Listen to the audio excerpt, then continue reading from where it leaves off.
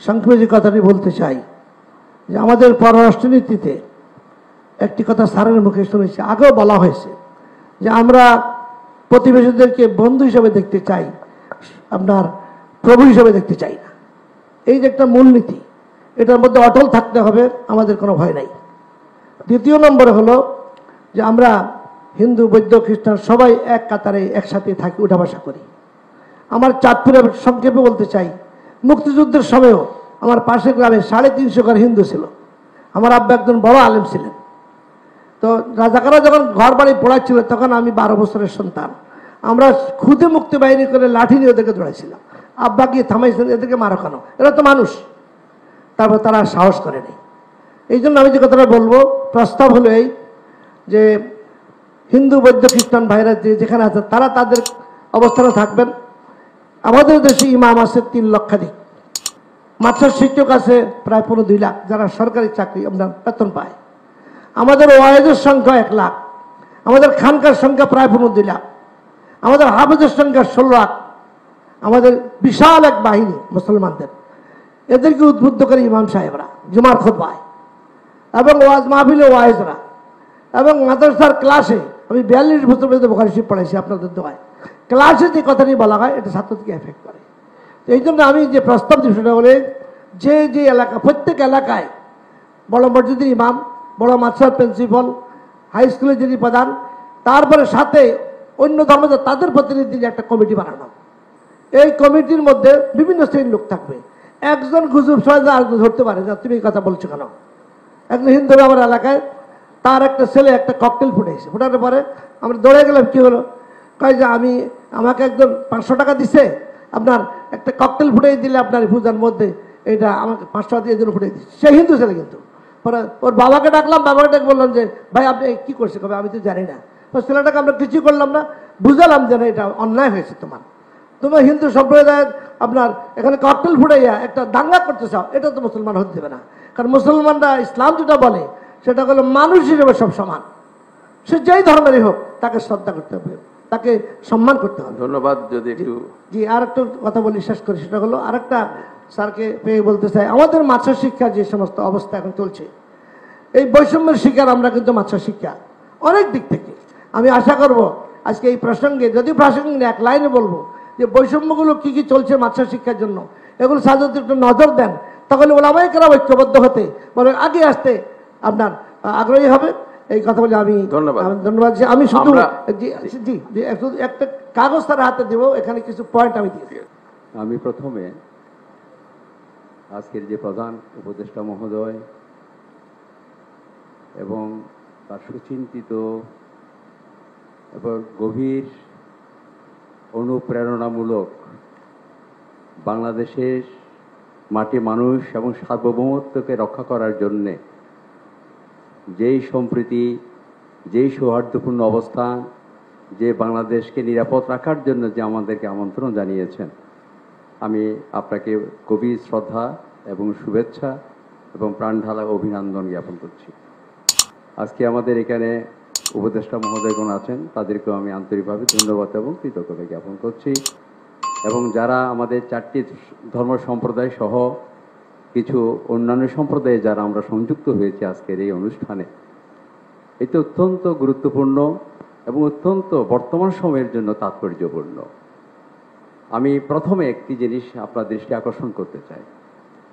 আমি আমার দৃষ্টিভঙ্গিতে এবং গবেষণার অনুসন্ধানে প্রথমে আমি একটি কথা বলে আপনার দৃষ্টি আকর্ষণ করব।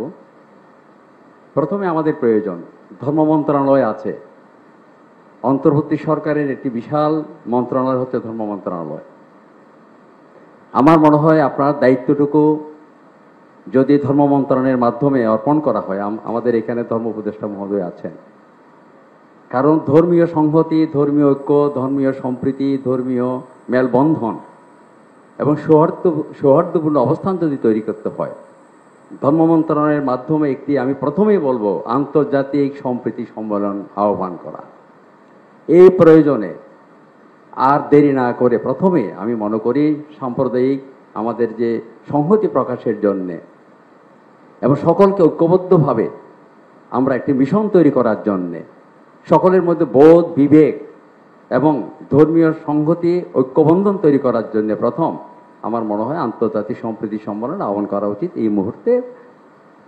এবং সেখানে ঢাকাস্থ সকল মিশন, ঢাকাস্থ আন্তর্জাতিকভাবে যারা অবস্থান করে সমস্ত সংস্থা এবং বাইরের বহির্বিশ্বের যদি আমরা রাষ্ট্রপ্রধান এবং কিছু দেশের যদি বিশিষ্টজনদেরকে আমরা আহ্বান জানাতে পারি, খ্যাতনামা পণ্ডিত যারা মানবতাবাদী চিন্তক, তাদেরকে যদি আমরা আমন্ত্রণ জানাতে পারি, আমার মনে হয় এই মেসেজটা বর্তমান সময়ের জন্য দেশে এবং বাইরে একটা বিশাল একটি কাজ করবো বলে আমি মনে করি।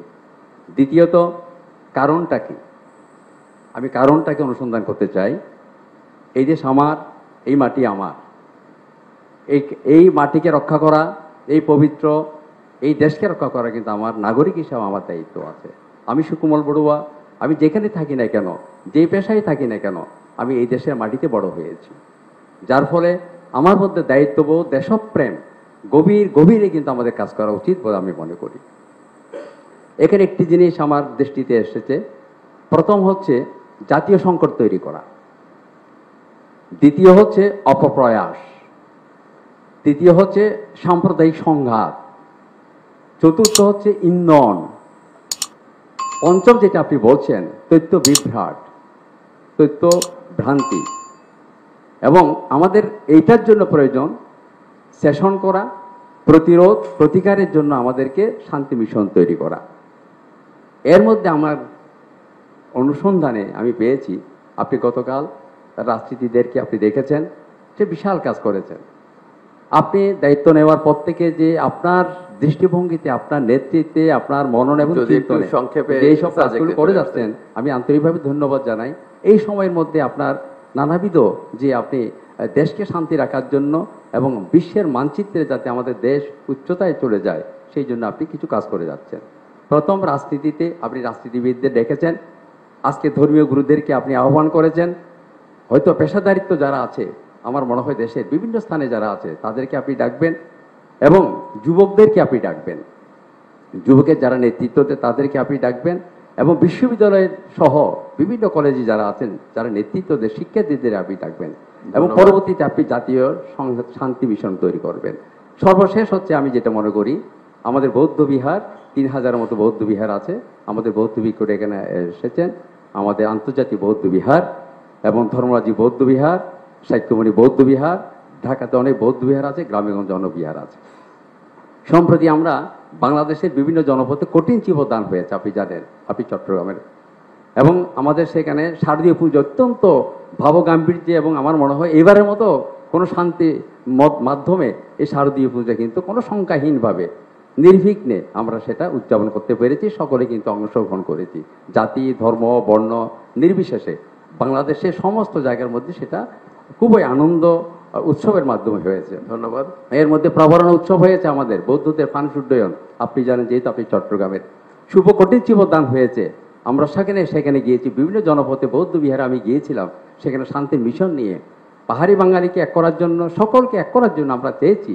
আমরা চাচ্ছি যে দেশ শান্তির দেশ, সম্প্রীতির দেশ, আবহমান কালের থেকে সেটা 1000 বছর সংস্কৃতিকে ধরে রাখতে চাই আমরা। এই জন্য আমি অনেক জায়গায় গিয়েছি, কক্সবাজার, আমু এবং শেষ করে আমি যেটা বলতে চাই, মাননীয় উপদেষ্টা মহোদয়, যেহেতু আপনি আমাকে দিকে ডাকছেন, আমি চাই এখানে বাংলাদেশের যে বৌদ্ধ পুণ্য আমাদের যেগুলো আছে, চীন, জাপান, থাইল্যান্ড, এখানে বিভিন্ন দেশের মানুষদেরকে যদি আমি, আমার মনে হয় ঢাকাস্থ যারা আছে, বিভিন্ন বিষয়গুলোকে ডেকে যদি একটি শান্তি সম্প্রীতি করেন, বিশেষ করে আমি আজকে আবারও বলবো, সম্প্রীতি, আন্তর্জাতিক সম্প্রীতি সম্মেলন, সাম্প্রদায়িক এবং আন্তর্জাতিক সম্প্রীতি সম্মেলন যদি আপনি অচিরে যদি সেটা করেন, আমার মনে হয় এখানে সকলেই অংশগ্রহণ করে একটি বার্তা দেন, ডেকে বোধ হয় এইভাবে করে সময় নষ্ট না করে আন্তর্জাতিক মানের এটা যাতে বিশ্বের মধ্যে চলে যায়, আমরা শান্তি চাই। এবং আমরা কখনো, আমি আবারও সবিনয়ে বলছি, আমরা দেশপ্রেমী, এই দেশে থাকবো, এই দেশ থেকে কখনো কোথাও যাব না। এই দেশের জন্য যা কিছু করণীয় কর্তব্য, আমি শিক্ষক হিসাবে, ঢাকা বিশ্ববিদ্যালয়ের শিক্ষক হিসাবে এবং আমাদের বাংলাদেশ বুদ্ধিস্ট ফেডারেশনের আমি চিফ অ্যাডভাইজার এই হিসাবে আন্তর্জাতিক বৌদ্ধ বিহারের পক্ষ থেকে, এবং আমি সম্প্রতি ট্রাস্টি গঠন হয়েছে, আমাদের ধর্ম উপদেষ্টা মহোদয় আছেন, আমাকে চেয়ারম্যান করা হয়েছে ফরেন অ্যাফেয়ার্সের, আমি তাকে ধন্যবাদ জানাচ্ছি। আমি এর পক্ষ থেকে আপনাকে আমি গভীর শ্রদ্ধা জানিয়ে আজকের মিশনটি সার্থক হবে, ধন্যবাদ। আপনার বিজয় হবে, আপনি চিন্তা করবেন না, আপনার সঙ্গে আমরা আছি। সকলকে ধন্যবাদ। ধন্যবাদ। জাতীয় চার্চ পরিষদের সাধারণ সম্পাদকের দায়িত্ব পালন করছি। জাতীয় চার্চ পরিষদ হচ্ছে ওয়ার্ল্ড কাউন্সিল অফ চার্চেস এর কাউন্টারপার্ট। সারা বিশ্বের 195টা দেশে ন্যাশনাল কাউন্সিল অফ চার্চেস বা জাতীয় চার্চ পরিষদ রয়েছে। স্যার, আমরা অনুপ্রাণিত হয়েছি, আমরা উদ্বেলিত হয়েছি, আমরা আসলে সাংঘাতিকভাবে আমরা যেন নতুনভাবে বাঁচার আরেকটি যেন অনুপ্রেরণা খুঁজে পেয়েছি আপনার মধ্যে দিয়ে, এবং বিশেষ করে জুলাই আগস্টের মধ্যে দিয়ে। বাংলাদেশে খ্রিস্টান সম্প্রদায় 500 বছরের বেশি, বিশেষ করে এই অঞ্চলে 250 বছরের বেশি আমরা আছি, এবং খ্রিস্টানরা অত্যাচার করেছে, সহিংসতা করেছে এমন কোনো উদাহরণ নেই। খ্রিস্টানরা বরাবরই শান্তিপ্রিয়, শান্তির জন্যে, দেশ গঠনের জন্য কাজ করে আছে। সংখ্যায় ছোট হতে পারি, কিন্তু গুরুত্বের দিক থেকে, অংশগ্রহণের দিক থেকে, পজিটিভ অংশগ্রহণের দিক থেকে স্যার আমরা বরাবরই অগ্রগণ্য থাকার চেষ্টা করেছি। সেই দৃষ্টিকোণ থেকে বলতে চাই, 3টা সুনির্দিষ্ট আমার প্রস্তাবনা রয়েছে, বিনয়ের সঙ্গে রাখতে চাই। প্রথমত, যেটা আমরা দেখছি সব ধর্ম সম্প্রদায়গুলোর মধ্যে সমন্বয়ের অভাবের কারণে যারা পজিটিভ ফোর্স আছেন রিলিজিয়ান সেক্টরে, তাদের মধ্যে একটা সমন্বয়হীনতা কাজ করছে, এবং আসলে সবাই যেন যে যার মতন করে করার চেষ্টা করছে, অথচ সবাই ভালো পজিটিভ চিন্তা করছে। স্যার, তা যদি আপনার মাধ্যমে একটা আন্তধর্মীয় সমন্বয় সেল ধরনের করা যায়, যারা এই ধরনের ক্রাইসিস, যারা এটা একটা তৈরি করা হয়েছে মিডিয়া বিভিন্ন, আমরা জানি পার্শ্ববর্তী দেশ সহ। তো সুতরাং এই যারা করছে তাদেরকে যথোপযুক্ত জবাব দেবার জন্যে এবং আরো পজিটিভ স্টেপ নেবার জন্যে এবং নিজেদের মধ্যে সম্প্রীতি সংহতিগুলো জোরদার করার জন্য স্যার আমার মনে হয় যে একটা জাতীয় পর্যায়ে একটা আন্তধর্মীয় সেল ধরনের করতে পারেন। যে নট নেসেসারিলি যে যারা গভর্নমেন্ট ইনস্টিটিউশন আছে, ইসলামিক ফাউন্ডেশন, রামকৃষ্ণ মিশন, এরকম আমি বলছি যারা ইনফ্লুয়েন্সিয়াল, যেমন আমাদের খ্রিস্টান ধর্মের মধ্যে বিশপ আছেন, আর্চ বিশপ বিজয় ডি ক্রুজ আছেন, এরকম যারা আছেন যারা খুব ইফেক্টিভ, এটা একটা করা যেতে পারে। দ্বিতীয়ত, যেটা আমাকে বলেছেন, আমি ওইটা আগেই চিন্তা করছিলাম যে একটা আন্তর্জাতিক পর্যায়ে একটা ইনিশিয়েটিভ নেওয়া দরকার, কিন্তু সেইটা রাষ্ট্রীয় পর্যায়ে যতটুকু না, কমিউনিটি পর্যায়ে হওয়া দরকার। অর্থাৎ অন্যান্য দেশের যারা ধর্মীয় নেতা আছেন, প্রভাবশালী ধর্মীয় নেতা, তাদের বাংলাদেশে এনে আসলে দেখানো, তাদের দিয়ে বলানো, তাদেরকে দিয়ে কিছু করানো, এটা এখন মনে হয় যে খুব তাড়াতাড়ি প্রয়োজন। এটা আপনি একটু চিন্তা করে দেখতে পারেন। তৃতীয়ত, আমি শেষ করে আসছি, তৃতীয়ত আসলে গির্জাঘরে আমাদের রোববার চার্চে যদি এই বিষয়ে সামান্য কিছু রাখা হয়, তাহলে আমাদের ফাদারদের কথা, আমাদের পালক পুরোহিতদের কথা সব থেকে বেশি মানুষ গ্রহণ করে। ঠিক একই রকমভাবে মাওলানা মসজিদে যেটা বলেছেন স্যার, এবং বুদ্ধিস্টদের মধ্যে একই কথা। পুরোহিতদের মাধ্যমেও আমরা কিছু চিন্তা করতে পারি, এবং সেখানে আপনার দিক থেকে কিছু কথা রেকর্ড করে হোক, যেভাবে হোক, যদি ছড়িয়ে দেওয়া যায় এই সাম্প্রদায়িক সম্প্রীতি তৈরির বিষয়গুলো, তাহলে মানুষ অনুপ্রাণিত হবে। সাধারণ মানুষ গ্রাসরুট লেভেলে আমাদের যাওয়া দরকার, সঙ্গে সঙ্গে উপর থেকে নিচের দিকেও টপ ডাউন করার দরকার এই বিষয়গুলোকে, যেগুলো আপনারা চিন্তা করছেন। ধন্যবাদ। আমি ফাদার অ্যালবার্ট রোজারিও, প্রধান পুরোহিত সেন্ট ম্যারিজ ক্যাথিড্রাল, আমাদের যে হেডকোয়ার্টার আর্চবিশপ হাউস, আর্চবিশপের সাথেও কাজ করি, এবং আমাদের যত লিগ্যাল হিউম্যান রাইটস জাস্টিস এ বিষয়ে কাজ করি বাংলাদেশে। যেহেতু আমার একটা লিগ্যাল ব্যাকগ্রাউন্ড আছে, আমি একজন লয়ার, বাংলাদেশ এবং ইংল্যান্ডে পড়াশোনা করেছি। তো অনেক ধন্যবাদ জানাই প্রধান উপদেষ্টা এবং উপদেষ্টাগণ যে আমাদেরকে এত সুন্দর একটা পরিবেশে ডেকেছেন। আমাদের যিনি আর্চ বিশপ বাংলাদেশের প্রধান, ওনারা আসার কথা ছিল, কিন্তু আজকে হিট বাংলাদেশ তাদের জুবলি 50 বৎসরে, ওখানে আর্চ বিশপ প্রধান অতিথি, উনি বললেন উনি আসতে পারবে না বলে আমাকে পাঠিয়েছেন। মাহফুজ ভাইয়ের সাথে যোগাযোগ হয়েছে। তো আমি খুব আনন্দিত একটা ব্যাপারে, যে চারিদিকে আমরা একটা কঠিন সময় আছি, একটা উত্তেজনার মধ্যে আছি, স্পর্শকাতর একটা ব্যাপারের মধ্যে আছি। গ্রাম অঞ্চল থেকে বা অন্য জেলা থেকে ফাদারগণ আসলে জিজ্ঞাসা করে তোমরা কেমন আছো, এবং যেহেতু আমাদের এটা কাকরাইল হেডকোয়ার্টার, অনেক মিডিয়া আমাদের কাছে প্রায়ই যায়, মিডিয়াগুলো আমি ফেস করি আমাদের ওই বাড়ি থেকে, এবং প্রথম প্রশ্নটাই করে ফাদার আপনারা কেমন আছেন, আপনারা আক্রান্ত হয়েছেন কিনা। আসলে সত্য কথা কি, আমরা আক্রান্ত হই নাই। আমাদের যারা আমরা সংখ্যায় কম আছি, হিন্দু বৌদ্ধ খ্রিস্টান ভাই বোনেরা, বলতে গেলে আমরা আক্রান্ত হয়নি, এটা সত্য কথা, কিন্তু আমাদের মধ্যে কিন্তু একটা ভয় আছে, আমাদের মধ্যে একটা দুশ্চিন্তা আছে।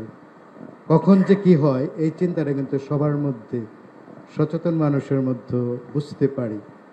তা আমরা অনেক খুশি হয়েছি আপনারা যখন দায়িত্ব নিয়েছেন, একটা পরিবর্তন আসছে এবং অনেক আশা নিয়ে কিন্তু সেই যাত্রাটা শুরু হয়েছে। আমাদের বাংলাদেশে যে একটা জন্মলগ্ন থেকে যে একটা সুন্দর একটা ঐতিহ্য, যে একসাথে থাকা, একসাথে পথ চলা, এই যে একটা সম্প্রীতি, সেটা কিন্তু সে অগ্রযাত্রাটা বাধাগ্রস্ত হয়েছে সময়ে সময়ে, যেমন বর্তমানে একটু বাধাগ্রস্ত হয়েছে।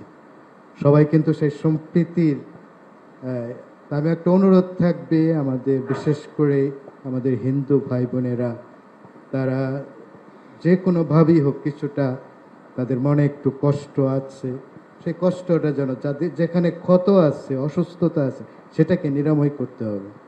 আপনি শান্তির মানুষ, মাদার তেরেজা, আমাদের শান্তি মাদার তেরেজা, তিনিও নোবেলে শান্তি পুরস্কার পেয়েছেন, আপনি সেই পর্যায়ের মানুষ, আপনিও শান্তির পেয়েছেন। যে আমরা যারা সংখ্যায় কম, আমাদের মধ্যে যে কষ্ট, ক্ষত, অসুস্থতা আছে, এগুলোকে আপনি নিরাময় করবেন, আপনার কাছে ডাকবেন, যেন আমরা একটু, আজকে ডাকছেন, আমরা অনেক শান্তি পাচ্ছি, আমরা বুঝতে পারছি আমাদের কোনো ভয় নাই। এবং আরেকটা জিনিস যেটা, যে সত্যি এটা, আমি কিন্তু অর্ধেক বাংলাদেশ অর্ধেক ইন্ডিয়া, কারণ আমার মা হলো ইন্ডিয়ার, আমি বাবা হলো বাংলাদেশে, তাহলে দুই জায়গারই আছে। এবং ভারতীয় মিডিয়া যেভাবে, হয়তো মেন স্ট্রিমের মিডিয়াগুলো না, কিন্তু ছোট মিডিয়াগুলো যেভাবে কথা বলে, এটা খুবই দুঃখজনক, আমাদের খুব কষ্ট দেয় এবং খুবই আপত্তিকর। এবং সেগুলোকে একটু সুন্দরভাবে আপনারা ডিল করবেন, যে এই যে তারা একটা ভুল মেসেজ, একটা চক্র আছে যারা উস্কিয়ে দিতে চাচ্ছে, তারা সুযোগটা নিতে চাচ্ছে, আমাদেরকে চেতিয়ে দিতে চাচ্ছে, যদি সংখ্যালঘুরা একটু খালি রিয়াক্ট করে যেন একটা অশান্তির সৃষ্টি হয়। তো সেরকম যেন একটা পরিবেশ না হয়। আমাদের এখন কথাবার্তা অনেক সংযতভাবে, অনেক নিয়ন্ত্রিতভাবে, যে কোনোভাবে যেন শান্তি, সম্প্রীতি, সেটা যেন বিনষ্ট হতে না পারে। এবং আপনাদের পদক্ষেপ আমরা সম্পূর্ণ আপনাদের সাথে একমত, খুব সুন্দর, খুব ভালো। এবং গতকাল আমাদের রাজনৈতিক দলের নেতৃবর্গ আসছেন, তাদের সাথে আমরাও বসি, তারা যে কথাটা বলে গেছে আমাদের একই কথা, যে কেউ বাধাগ্রস্ত করতে পারবে না। বাংলাদেশের 16 কোটি মানুষ, আমরা সব ধর্মের মানুষ, আমরা এক থাকব, ঐক্যটা আমাদের থাকবে, তাহলে আমাদের কেউ কোনো ক্ষতি করতে পারবে না। আর ভারতের ব্যাপারে বলবো যে ভারত আমাদের প্রতিবেশী রাষ্ট্র, স্বাধীনতা যুদ্ধে তাদের একটা বিরাট অবদান আছে, এটা আমি তখন ক্লাস 3-তে পড়ি, তারপর বুঝতে পেরেছি। আমি মুক্তিযুদ্ধ করি নাই, কিন্তু মুক্তিযোদ্ধাদের রুটি বানিয়ে দিছি, তো ওইভাবে অংশগ্রহণ করছি। তাই ভারতের সাথে যেন আমাদের বন্ধুত্বপূর্ণ, প্রতিবেশীপূর্ণ সম্পর্কটা কোনোভাবে বিনষ্ট না হয়, সে ব্যাপারে একটু খেয়াল রাখবেন। কারণ ভারতের একটা গোষ্ঠী মনে হয় কিছুটা উস্কানিমূলক কথা বলছে, সেখানে যেন আমরা পা না দিই। তো আমি আর বাড়াতে চাই না, আপনাকে অনেক ধন্যবাদ। সামনে আমাদের বড়দিন, আমাদের কোনো দুশ্চিন্তা নাই, আমরা খুব সুন্দরভাবে বড়দিন করতে পারবো। আপনাদেরকে নিমন্ত্রণ জানাই এবং আপনাকে অনুরোধ করে যদি আমাদের খ্রিস্টান সম্প্রদায়ের একটু আপনার সাথে দেখা করার সুযোগ দেন বড়দিন উপলক্ষে। সবাইকে ধন্যবাদ। জয় হরিচাঁদ, জয় গুরুচাঁদ। আজকের সম্মানিত প্রধান উপদেষ্টা শ্রীপাদ পদ্মে আপনার শত সহস্র কোটি প্রণাম জানাচ্ছি এবং উপস্থিত আছেন আরও অন্যান্য উপদেষ্টাগণ, উপস্থিত আছেন বিভিন্ন ধর্মের ধর্মপ্রধানগণ। সকলার শ্রীপাদ পদ্মে অন্তরের অন্তঃস্থল থেকে শত সহস্র কোটি প্রণাম জ্ঞাপন করছি। সত্যি একটু দয়া করে আপনার পরিচয়টা দিয়ে নেবেন। আমি অবিনাশ মিত্র, রমনা শ্রী শ্রী হরিচাঁদ মন্দিরের সহধর্ম বিষয়ক সম্পাদক। আমি একজন শিক্ষক। আসলে আমরা এই যে একত্রিত হয়েছি এবং আপনার ডাকে ভাই ফোন দিয়েছে, আসলে এই যে একটা সম্প্রীতি, যারা আসছি একত্র হয়ে ঢুকেছি, মানে মনের ভিতরে একটা আরাম লেগেছে যে না, আমি ঢুকতেছি কাদের সাথে, হুজুর, এই যে ত্রিপুরা, চাকমা, খ্রিস্টান, কোনো ভেদাভেদ নেই। কেউর মনে একটু, আমার মনে হয় এখানে যারা উপস্থিত হয়েছি কারো মনে একটু দ্বিধা সংকোচ নেই একে অপরকে বড় করা, ছোট করার জন্য। কিন্তু কোনো না কোনো কিছু তো আছে যার জন্যই কিন্তু এটা হচ্ছে। তবে আপনাদের উপরে আমাদের একটু দৃষ্টি রাখছি, এই যারা করছে, যে প্রথমে বলেছিল যে করবে তাকে ধরে দিতে হবে, সে অপরাধী। হ্যাঁ, এরকমের যদি কেউ করে, আমরা সত্যি তাদের নামটা যদি, তাদের তথ্যটা দেই, তবে তারা যদি পদক্ষেপ নেয় আমাদের দেশে আর এরকমের ঘটবে না। এবং আমরা এই দেশের মানুষ, সম্প্রীতির দেশের মানুষ, আমাদের সোনার বাংলায় সকলার মধ্যে একটা ছোট্ট একটি মন আছে যেটা স্বর্ণের মতো দাম, হীরার মতো দাম। সেই সুন্দর জিনিসটাকে ছিনিয়ে নেবার জন্য আমাদেরকে উস্কে দিয়ে, আমাদেরকে মাছের আদারি তৈরি করে মাছ শিকার করবে ঘোলা পানিতে, এটা আমরা করতে দেব না। সকল উপদেষ্টাগণ, আপনারা যে সিদ্ধান্ত নেবেন, আমরা আপনাদের সাথে আছি, আমরা আপনাদের সাথে থাকবো। সম্প্রীতির বাংলাদেশ গড়ার লক্ষ্যে যা কিছু করা দরকার আমরা সেটা করব। আমরা এই দেশের মানুষ, এই দেশে থাকবো, সকলের সাথে মিলেমিশে থাকতে চাই। যদি আপনারা আমাদের সেই পরিবেশটা তৈরি করেন, তবেই আমরা আপনাদের কাছে চিরকৃতজ্ঞ থাকব। আর আমি বলছি, মতুয়া সম্প্রদায়ের 50 লক্ষ মতুয়া সম্প্রদায়ের একটা রমনায় মন্দির, আপনারা সবাই সেখানে যান এবং যাবেন, এবং সেই একটা হরিচাঁদ ঠাকুরের একটি মন্দির যেন সেই আকর্ষণীয় মন্দির হয়, 50 লক্ষ মতুয়ার যেন একটা মন্দির হয়, সেই মন্দিরটি যদি একটু করে দেন, তবে আমরা আপনার কাছে আরও চিরকৃতজ্ঞ থাকবো। যেন 50 লক্ষ মতুয়াগণ শুধু বলবে এই জন্মলগ্ন থেকে আজ পর্যন্ত একটি মন্দির হয়নি, আর সেই মন্দিরটি নতুন বাংলাদেশ, নতুন প্রজন্মরা দেশ ছিনিয়ে এনে একটি মন্দির করে দিয়েছে, সেটি হলো রমনার মন্দিরে হরিচাঁদ মন্দির। এই প্রত্যাশা রেখেই আমি আপনার বক্তব্য শেষ করছি। সকলার শ্রীপাদ পদ্মে প্রণাম রেখে আমি আমার কথা শেষ করছি। জয় হরিচাঁদ, জয় গুরুচাঁদ। ধন্যবাদ। আমি প্রথমেই মহামান্য প্রধান উপদেষ্টা এবং অন্যান্য উপদেষ্টাগণ আর এখানে উপস্থিত রয়েছেন গণ্যমান্য বিভিন্ন সম্বোধন করার দরকার নাই, কারণ আমাদের সময়টা তো। সবার প্রতি আমার আন্তরিক প্রণাম, শ্রদ্ধা এবং শুভেচ্ছা। আমি sister Reba Veronica D'Costa, Saint Francis Xavier school and কলেজের লক্ষ্মীবাজার স্টুডেন্ট কাউন্সিলর। আমি শুধু আজকে এটাই বলতে চাই, এই যে আমরা একটা উদ্যোগ নিয়েছি সম্প্রীতি আমাদের দেশে, এবং এই সম্প্রীতিটা প্রধান 4টা ধর্মাবলম্বী লিডারদের নিয়ে, এবং আমি বেশ কয়েক বছর ধরেই বিভিন্ন এই ধরনের সমাবেশে যোগদান করি। তবে আমার একটা কনসার্ন বা উদ্বেগ, যেটা আমি গভীরে অনুভব করি, সেটা হলো কি প্রক্রিয়ায় আমরা চলছি। সমাধানের দিকে আমি বেশি লক্ষ্য করব না, প্রক্রিয়ার দিকে আমি বেশি লক্ষ্য করি। আমরা যদি বলি যে হ্যাঁ আমরা নিরাপদে বড়দিন করব, পুজো করব, আমাদেরকে রক্ষা করা হবে, না, আমি সেটা বিশ্বাসী না। কারণ আমরা প্রথমে শুনেছি আমরা বাংলাদেশি, আমাদের প্রত্যেকের সমান অধিকার আছে। সেই দিনই হবে সোনার বাংলাদেশ, যেই দিন আমরা কোনো রক্ষী বাহিনী ছাড়া, কোনো গার্ড ছাড়া নিরাপদে আমাদের উৎসব আচার অনুষ্ঠান করতে পারবো। আমি সেই দিনের একটা সোনার বাংলা দেখতে চাই। তারপরে আমি বলতে চাই যে আমাদের যুব সমাজ যারা একটা নতুন বাংলার চিন্তা করছে তাদের রক্ত দিয়ে, এবং সেখানে রয়েছেন আমাদের প্রবীণদের প্রজ্ঞা নিয়ে, এই যে নতুন এবং প্রবীণের যে একটা সমন্বয়, এটা কিন্তু অনেক সুন্দর। তবে আমাদের লক্ষ্য রাখতে হয় যে আমাদের দেশে এটাকে কি বলবো, একটা মব স্পিরিট বা একটা হুজুকে কিছু হয়ে যায় যেটা আমাদেরকে ধ্বংসাত্মক দিকে নিয়ে যায়। সেই দিকটার জন্য আমরা কি করব? যুব সমাজকে তো আমাদের লক্ষ্য রাখতে হবে। তারাই পারে গড়তে, তারাই পারে ধ্বংস করতে।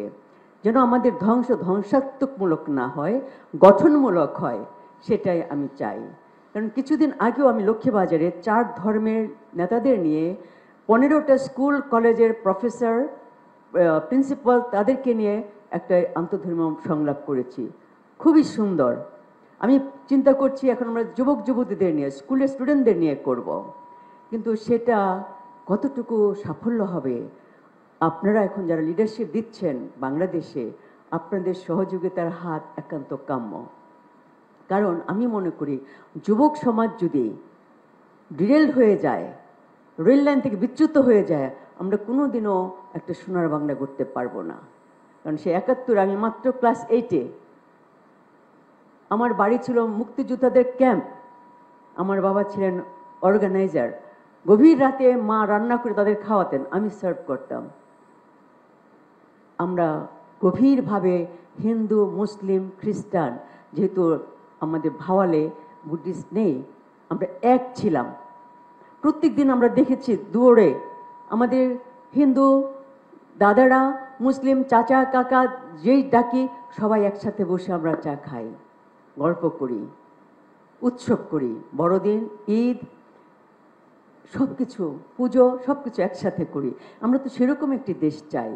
আমি বিশ্বাস করি যে আপনি শ্রদ্ধেয় প্রধান উপদেষ্টা, আপনি অনেক জ্ঞানী মানুষ, শান্তির দূত, এবং আমি বিশ্বাস করব বাংলাদেশের প্রত্যেকটি ধর্মগুরু যেন বুঝতে পারে ধর্ম যার যার, উৎসব সবার, বা স্বাধীনতা রয়েছে ধর্মকে চর্চা করার, সম্মান করার।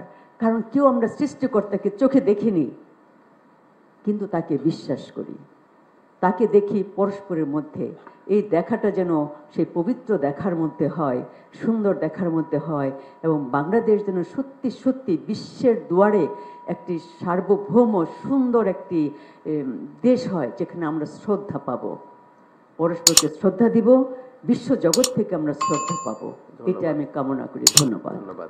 আমি মোহাম্মদ উসমান গনি সালেহি, প্রধান ফকিহ দারুন নাজাত সিদ্দিকিয়া কামিল মাদ্রাসা, ডেমরা, ঢাকা, প্রধান মুবাল্লিগ সারসিনা দরবার শরীফ।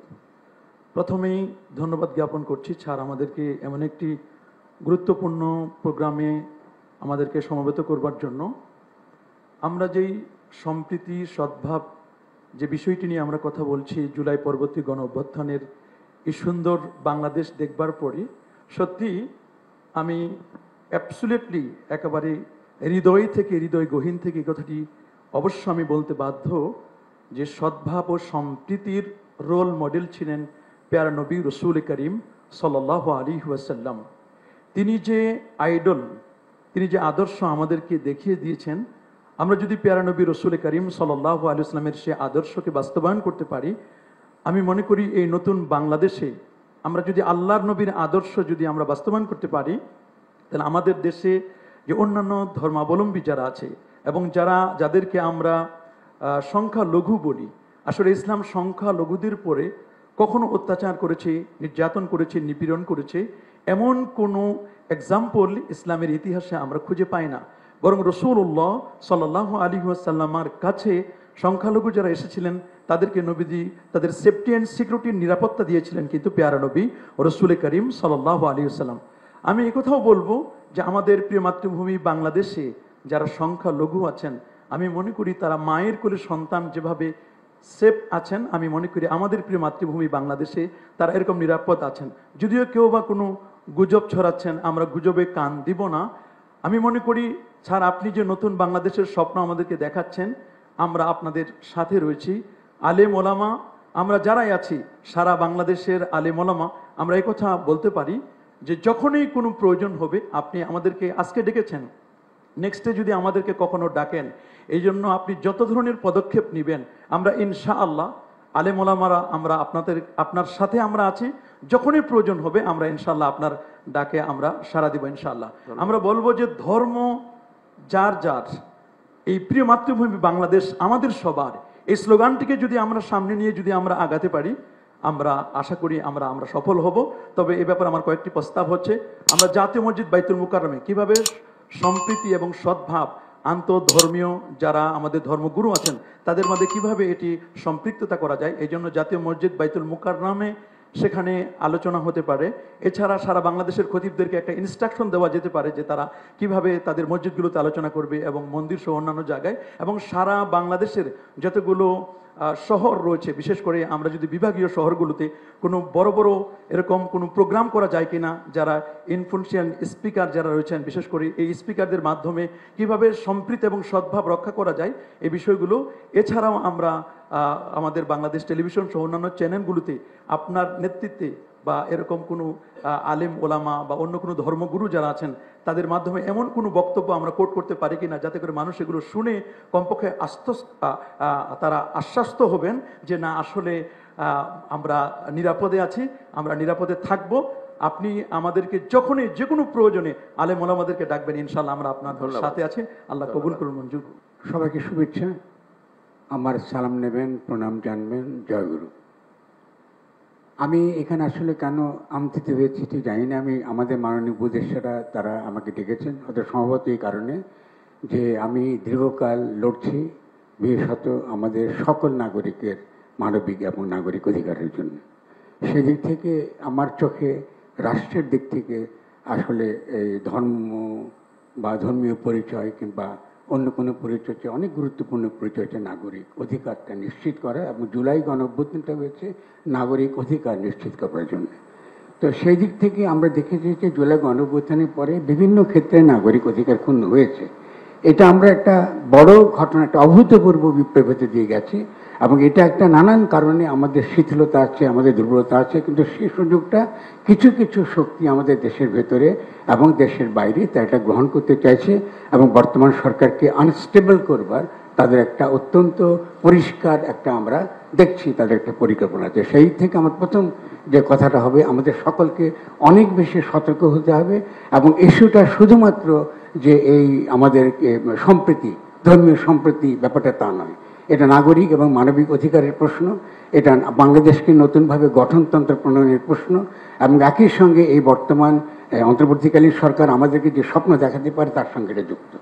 এবং এটার সঙ্গে আমি আর দুটো কথা দিয়ে যোগ করবো, যেহেতু সময় অত্যন্ত কম, আসলে অনেক আলোচনা করার দরকার আছে। আমি এখানে কিন্তু সনাতন যে জোটটা হয়েছে, সম্মিলিত জোট, তাদের কাউকে এখানে আছেন কিনা আমি দেখছি না।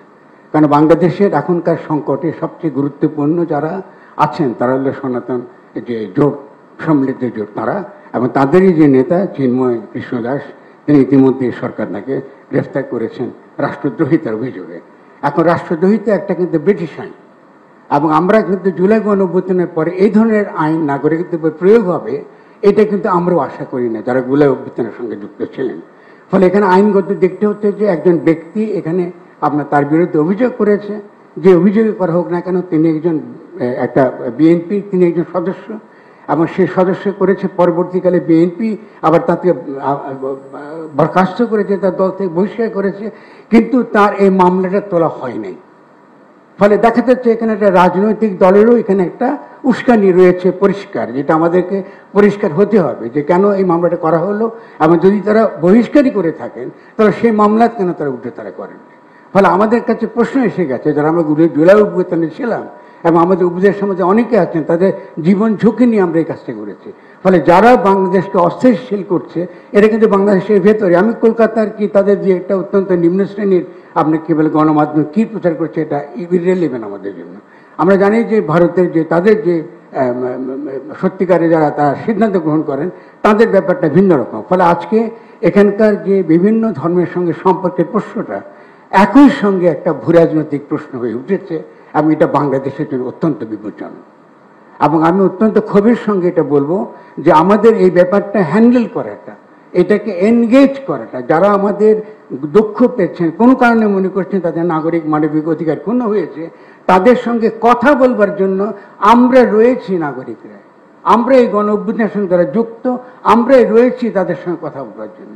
সেক্ষেত্রে যদি আইনের দ্বারা, ব্রিটিশ আইনের দ্বারা একজন নাগরিককে, এবং তিনি একজন সন্ত, এর আগে এখানকার সনাতন ধর্মাবলম্বীদের বিভিন্ন রাজনৈতিক দল বিভিন্নভাবে ব্যবহার করেছে, এবং তারা সেই বিভিন্ন ব্যবহারের থেকে তারা বেরিয়ে এসে তারা আজকে এই ছাত্রদের এই আন্দোলনের সমর্থন দেবার জন্য তারা নৈতিকভাবে যেমন তারা তৈরি, একই সঙ্গে এই সরকারকে তারা সমর্থন দেবার জন্য তৈরি। ফলে আমি আপনার কাছে বিনীতভাবে জানতে চাই, আমাদের মাননীয় প্রধান উপদেষ্টার কাছে, যে কি করে আজকে চিন্ময় দাশগুপ্তকে, এই চিন্ময় কৃষ্ণ দাসকে এখানে আপনার গ্রেফতার করা হলো, তার আইনি ভিত্তিটা কী ছিল, এবং একই সঙ্গে তার নৈতিক এবং অন্যান্য ভিত্তি, আন্তর্জাতিক মানবাধিকার, তাদের সমাবেশ করার অধিকার আছে, তার কথা বলার অধিকার আছে। এবং আমি নিজে ব্যক্তিগতভাবে চিন্ময়ের সঙ্গে কথা বলেছি, এবং আমার তাকে কোনোভাবে বাংলাদেশের রাষ্ট্রদ্রোহী বলে মনে হয়নি। তাদের কিছু অভিযোগ আছে, এবং এর আগে বিভিন্ন রকম রাজনৈতিক দলগুলো তাদেরকে ব্যবহার করেছে, অত্যন্ত খারাপভাবে ব্যবহার করেছে।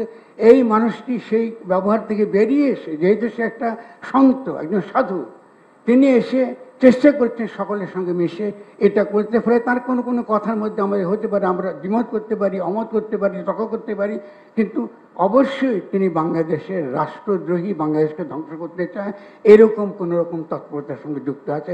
এটা আমার কাছে কোনো প্রমাণ নেই, অন্তত আমার কাছে নেই। যদি আমাদের স্বরাষ্ট্র মন্ত্রীর কাছে থাকে, আমি আনন্দ চিত্তে এটা দেখব। তো আমি মনে করি যে এই যে একটা বড় বিপদের মধ্যে আমরা বাংলাদেশকে ফেলে দিয়েছি, এই বিপদটা আমরা উদ্ধার পাওয়াটা এখন অত্যন্ত গুরুত্বপূর্ণ। আজকে যে ভাবমূর্তি নষ্ট হয়েছে আমাদের, আমি অত্যন্ত দুঃখের সঙ্গে কথাটা বলছি।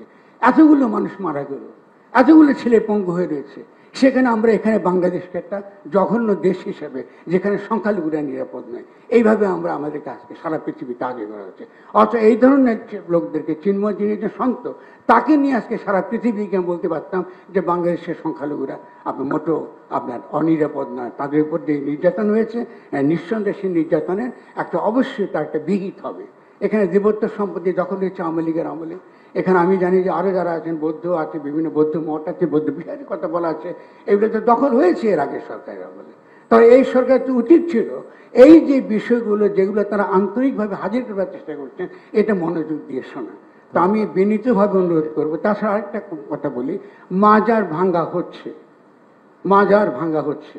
যারা মাজার ভাঙছে, আমি গত কদিন আগে মাজার ভাঙ্গা হয়েছে, একটার পর একটা মাজার ভাঙ্গা হয়েছে, যেটা একদম ইসরায়েলি নীতিতে। ইসরায়েলও কিন্তু যেটা করে দক্ষিণ আপনার ওয়েস্ট ব্যাংকে, যে এখানকে ইসলামের যে ইতিহাস, চারদিক ইতিহাসে পীর, মুর্শেদ, ওলি, আউলিয়ারা তারা যে ভূমিকা রেখেছেন, সে ঐতিহ্যকে মুছে ফেলা, ইতিহাসকে মুছে ফেলা, স্মৃতিকে মুছে ফেলা।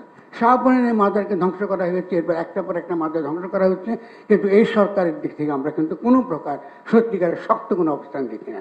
যারা মাজার ভেঙেছে, আমি স্বরাষ্ট্র মন্ত্রণালয় থাকলে প্রশ্ন করতাম, তারা যারা ভেঙেছে তাদের বিরুদ্ধে কোনো মামলা হয় না, তাদের কাউকে তো গ্রেফতার করা হয় না। তাই এটা তো চলতে পারে না রাষ্ট্রীয়ভাবে।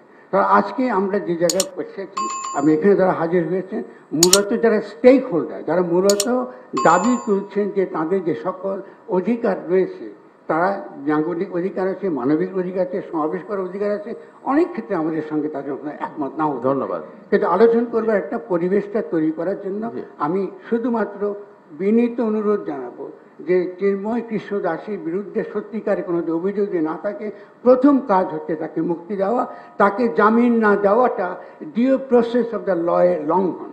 আমরা যারা আইনের পেটে বুঝি, এইগুলো আমাদেরকে যে রাষ্ট্রের তরফ থেকে যদি এগুলো আমরা আন্তরিকভাবে যে এগুলো হ্যান্ডেল করতে না পারি, আমি মনে করি আমরা অত্যন্ত বিপজ্জনক দিকে খুব দ্রুত দিয়ে চলেছি।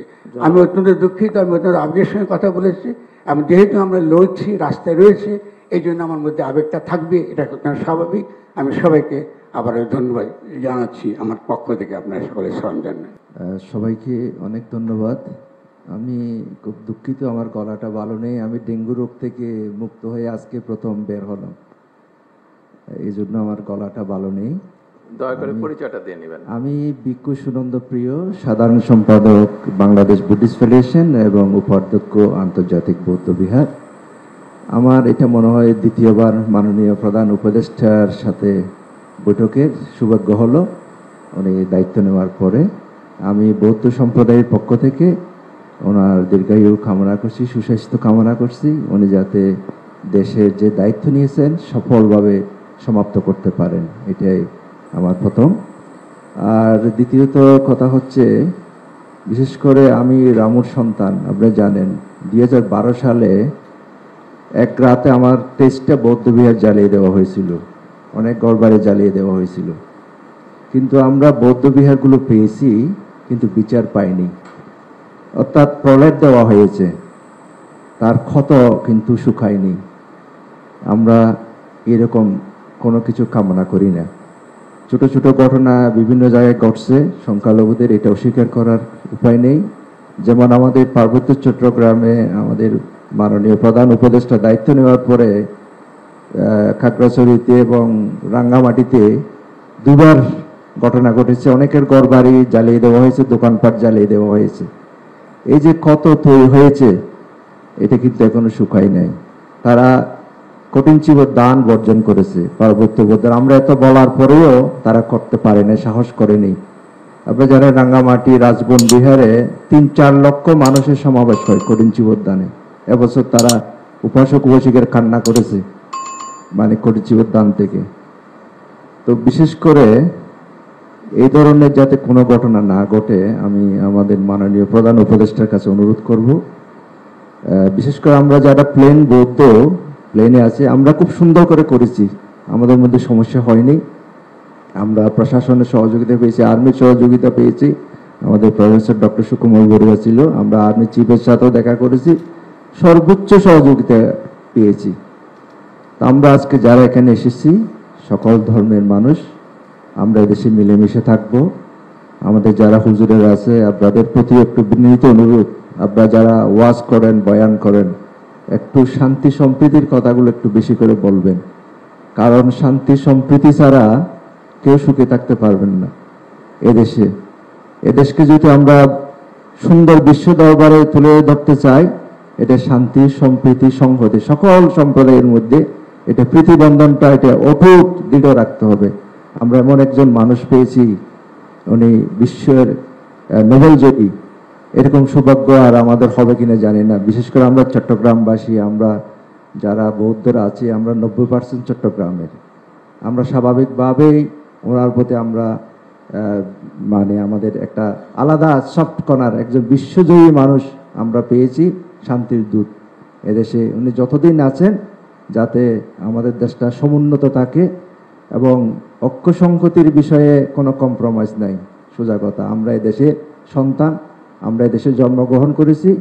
এদেশের এই যে পতাকা, এখানে যে আমরা লাল সবুজের পতাকা, এই পতাকার মান আমরা রাখবো, আমরা যে সম্প্রদায় হই না কেন। ধন্যবাদ সবাই। আসসালামু আলাইকুম ওয়া রাহমাতুল্লাহি তাআলা ওয়া বারাকাতুহু। নাহমাদুহু ওয়া নুসাল্লি ওয়া নুসাল্লিমু আলা রাসূলিল কারীম। সম্মানিত প্রধান উপদেষ্টাবৃন্দ, বিভিন্ন ধর্মের যারা আজকে জমায়েত হয়েছেন সকলকে আমি আন্তরিকভাবে মোবারকবাদ। পরিচয়টা দিয়ে নেন। আমি মোহাম্মদ জসিমউদ্দিন আল আজহারি, অধ্যক্ষ কাদেরিয়া তৈবিয়া আলিয়া কামিল মাদ্রাসা মোহাম্মদপুর, ঢাকা, যুগ্ম মহাসচিব আহলে সুন্নাত ওয়াল জামাত বাংলাদেশ। আজকের এই অনুষ্ঠানে আমি শরীক হতে পেরে নিজেকে ধন্য মনে করছি। আমাদের কয়েকদিনে বাংলাদেশের যে পরিস্থিতি, সেই পরিস্থিতিকে সামনে সামাল দেওয়ার জন্য আপনি যে আমাদেরকে আহ্বান করেছেন, আমি একজন দেশের নাম প্রস্তাব থাকবে আমার, যা ঘটে না তার চেয়ে রটাই বেশি, সেটা প্রতিকারের জন্য প্রথম মাধ্যম হচ্ছে আমাদের মিডিয়া।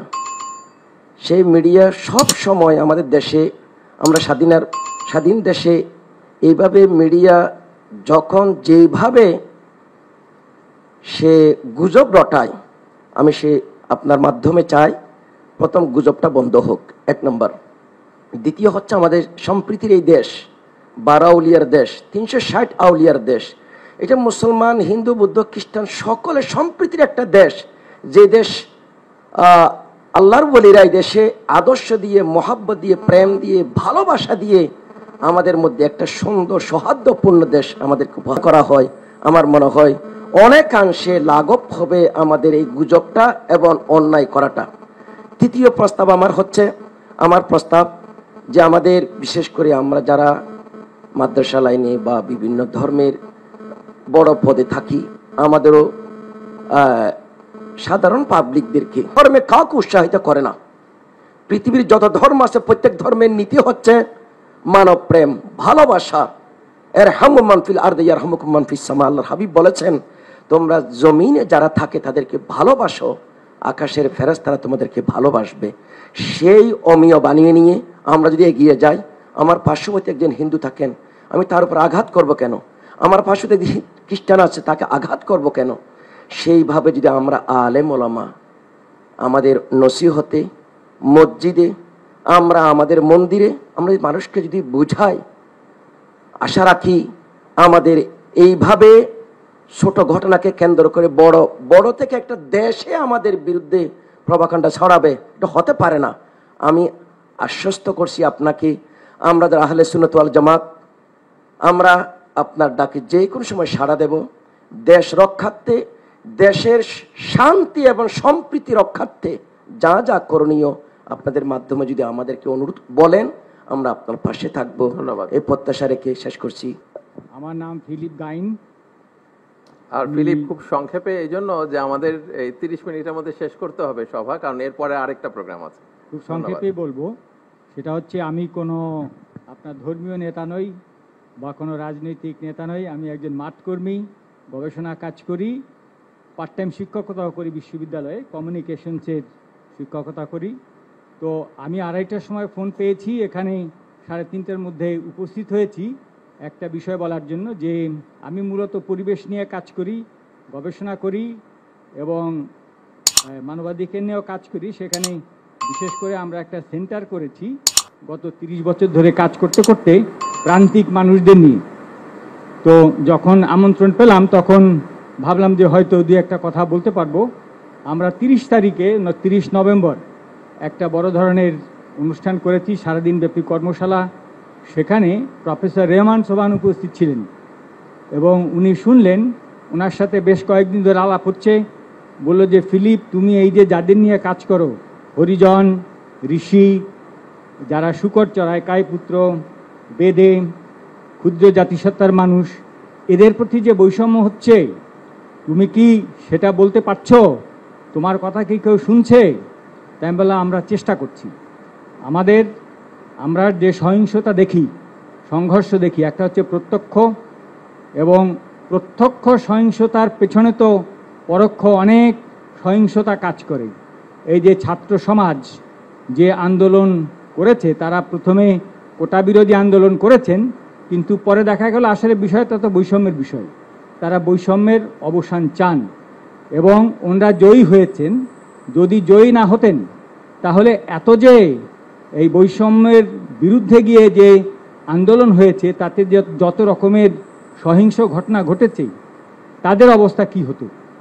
আপনি একবার ভেবে দেখুন যে শ্রীমঙ্গল পৌরসভায় এখনও একজন পরিচ্ছন্নতা কর্মীর মাসিক বেতন 1000 টাকা। নভেম্বরের 30 তারিখ পর্যন্ত বেতন ছিল 550 টাকা। কয়েক বছর আগে পর্যন্ত পার্বতীপুর একজন হরিজনের বেতন ছিল 250 টাকা মাসে। চা বাগানে একজন শ্রমিকের বেতন 178 টাকা। এরা যে বৈষম্যের শিকার, এবং এরকম আরও অনেক রকমের পেশাগোষ্ঠী বাংলাদেশে আছে। তো আমরা এই সমস্ত বিষয় যখন উত্থাপন করলাম, উনি পরামর্শ দিলেন, ফিলিপ, তোমাকে আমরা দায়িত্ব দিলাম, তুমি প্রধান উপদেষ্টা প্রফেসর ইউনূসের সঙ্গে দেখা করবা এবং করে তাকে এই যে তোমার 50খানা বইপত্র গবেষণাপত্র আছে এগুলো তাকে দিবা এবং বুঝিয়ে বলবা যে এই যে সহিংসতা বৈষম্য এর জন্য যেন আমাদের দেশে একটা স্থায়ী কোনো কাঠামো থাকে। যেমন এখনই সংস্কার হচ্ছে, এই সংস্কারের মধ্যে এই বিষয়গুলো আসছে কিনা, যে এই যে একজন শ্রমিক 550 টাকা পাচ্ছে মাসে, একজন শ্রমিক 178 টাকা পাচ্ছে, এই সমস্ত বিষয়গুলো যাতে আসে এইটা তোমার দায়িত্ব, তুমি এগুলো উপস্থাপন করবা। তার জন্য যদি একটা সংস্কার কমিশন হয় এদের জন্য, এই মানুষদের জন্য, আমাদের ব্রাত্যজন রিসোর্স সেন্টার, সেখানে আমরা হিসেব করে দেখেছি যে আমরা 7 মিলিয়ন মানুষের জন্য কাজ করি, কিন্তু আমরা কোনো সার্ভিস না, আমরা বেসিক্যালি গবেষণা। তো আমরা ইতিমধ্যে প্রফেসর ইউনূসের সঙ্গে সাক্ষাতের জন্য প্রার্থনা জানিয়েছি এবং আমাদের যে গবেষণালব্ধ 40 বছরের গবেষণালব্ধ বইপত্র আছে এগুলো আমরা দিতে চাই। আমরা আপনাদের সাথে থাকতে চাই। যে সহিংসতা আমরা সবসময় দেখি, এগুলো নিয়ে আমরা সবসময় আলোচনা করছি, কিন্তু যেগুলো অপ্রত্যক্ষ পরোক্ষ যে সহিংসতা, যে বৈষম্য, সেটার প্রতি নজর দিতে গেলে আমাদের একটা কাঠামো থাকতে হবে। অনেক ধন্যবাদ। সবাইকে ধন্যবাদ। অনেক ধন্যবাদ মাননীয় প্রধান উপদেষ্টা মহোদয়কে আমাদেরকে আজকে এই চমৎকার আয়োজনে সামিল করবার জন্য। আমি কোনো ভূমিকা ছাড়াই মূল কথায় প্রবেশ করছি, সময় খুবই কম। আমাদের এই ছোট্ট এবং ক্ষুদ্র বাংলাদেশে ছোট বড় অনেক সমস্যাই আমাদের আছে। আমাদের এখানে গ্রাম থেকে শহরে ভাই ভাই যে কলহ হয়, কোন্দল হয়, সেটা পৃথিবীর অনেক দেশে কিন্তু হয় না। এই বাস্তবতাকে আমরা মনে হয় কেউই অস্বীকার করতে পারবো না। আমাদের এখানে যে রাজনৈতিক কোন্দল হয়ে আসছে 50 বছর ধরে, পৃথিবীর অনেক দেশেই কিন্তু সেটি হয় না। আমাদের অন্য যত কলহ, কোন্দল, অসম্প্রীতি, এ জাতীয় যে সকল বিষয় আছে যেগুলোর আমরা সবাই সমাপ্তি কামনা করি, সেগুলোর সাথে যদি আমাদের দেশের ধর্মীয় সম্প্রীতিকে আমি তুলনা করি, আমি এদেশের একজন নাগরিক হিসাবে আমি মনে করি যে আমাদের রাজনৈতিক কলহ, ব্যক্তিগত কলহ, পারিবারিক কলহের তুলনায় আমাদের দেশের ধর্মীয় কলহ উল্লেখ করবার মতো আছে বলে আমার কাছে মনে হয় না। অবশ্য এটি আমার মনে হওয়া না হওয়াতে কিছু আসে যায় না। এটি আমাদের সম্মানিত অন্য ধর্মাবলম্বী যে সমস্ত আমাদের বন্ধুরা আছেন, ভাইরা আছেন, শ্রদ্ধেয় ব্যক্তিবর্গ আছেন, এটি তাদের আমার মনে হয় বলতে হবে। আমি শুধু এটুকু বলবো যে 5ই আগস্ট আমার ফেসবুক পেজে কয়েক মিলিয়ন ফলোয়ার্সকে লক্ষ্য করে আমি একাধিকবার লাইভে এসেছি, যেটা আমার দীর্ঘ 10-12 বছরের সোশ্যাল মিডিয়ার ইতিহাসে কখনো আসেনি। প্রত্যেকটি লাইভে আমি চেষ্টা করেছি এদেশের সর্বশ্রেণীর সাধারণ মুসলমান সহ অন্যান্য ধর্মাবলম্বীদেরকে শান্ত রাখবার আহ্বান করার জন্য।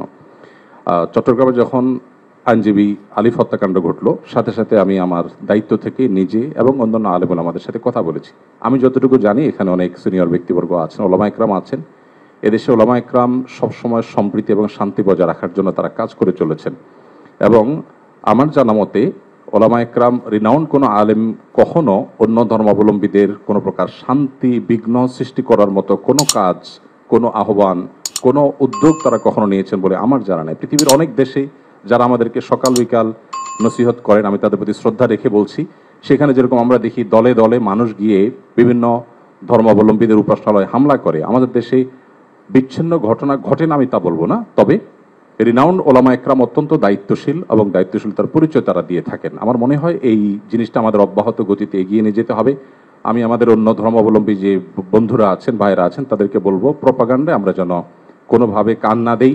আপনারা যদি কখনো সমস্যা বোধ করেন, আমি ব্যক্তিগতভাবে বলতে পারি আমার কথা, 5ই আগস্টে একটি হিন্দু পরিবার একজন মেজরের মাধ্যমে আমার সাথে যোগাযোগ করেছিলেন। আমি আমার সাধ্য অনুযায়ী তাদের নিরাপত্তার জন্য আমাদের যে সমস্ত ভাই বন্ধু আছে তাদের দিয়ে খুলনার একটি জায়গায় আমি ব্যবস্থা করেছি। আমার মনে হয় বাংলাদেশের যত বড় মাদ্রাসা আছে এখানে সব নেতৃত্বশীল ওলামা ইকরাম আছেন। আপনারা যদি কখনো কোনো মাদ্রাসায় গিয়ে বলেন যে আমাদের নিরাপত্তা বোধহয় আমরা ভয়ের মধ্যে আছি, নিরাপত্তাজনিত শঙ্কায় আছি, আমার মনে হয় আমাদের আইনশৃঙ্খলা রক্ষাকারী বাহিনী যেরকম আপনাদের পাশে দাঁড়াবে, ওলামা ইকরাম তাতে ন্যূনতম কার্পণ্য করবে না। যেভাবে পুজোর সময় মাদ্রাসার ছেলেরা মন্দিরগুলোকে পাহারা দিয়েছে, আমার মনে হয় পৃথিবীতে এটা বিরল একটা দৃষ্টান্ত এবং এটি কিন্তু আমাদেরকে আশা জাগায়। আমি আশা করব যে আমরা কোনো প্রপাগান্ডায় পা দেব না এবং আমরা মিলেমিশে আমাদের প্রিয় স্বদেশকে গড়ে তুলব। আমরা যে যে ধর্মে বিশ্বাসী হই না কেন, প্রিয় স্বদেশটা আমাদের সকলের। আমাদের স্বদেশে কোনো কালিমা লাগুক আমরা চাই না। আমরা সকলের সম্মিলিতভাবে ঐক্যবদ্ধ থাকতে চাই, ঐক্যবদ্ধ রাখতে চাই। আমরা যদি সবাই ঐক্যবদ্ধ থাকি তাহলে আমাদের দেশটি ভালো থাকবে, আমরা ভালো থাকবো। আমি আশা করছি আমাদের ঐক্যে কেউ চির ধরাতে পারবে না, এবং এক্ষেত্রে আমাদের সীসাডালা প্রাচীরের মতো চলতে হবে। আমাদের কোনো সমস্যার জায়গা থাকলে অবশ্যই আপনারা বলবেন, আমরা সেই জায়গাটাকে সংশোধন করব। কিন্তু আমরা আমাদের প্রিয় স্বদেশকে সমৃদ্ধ দেখতে চাই, মাথা উঁচু করে দাঁড়াতে পারে সেরকম দেখতে চাই। আমাদের তরুণরা আমাদেরকে যে নতুন বাংলাদেশ এনে দিয়েছেন, স্যারের নেতৃত্বে যে নতুন বাংলাদেশ এগিয়ে যাচ্ছে, এই অগ্রযাত্রাকে কোনো শক্তি যেন থামাতে না পারে।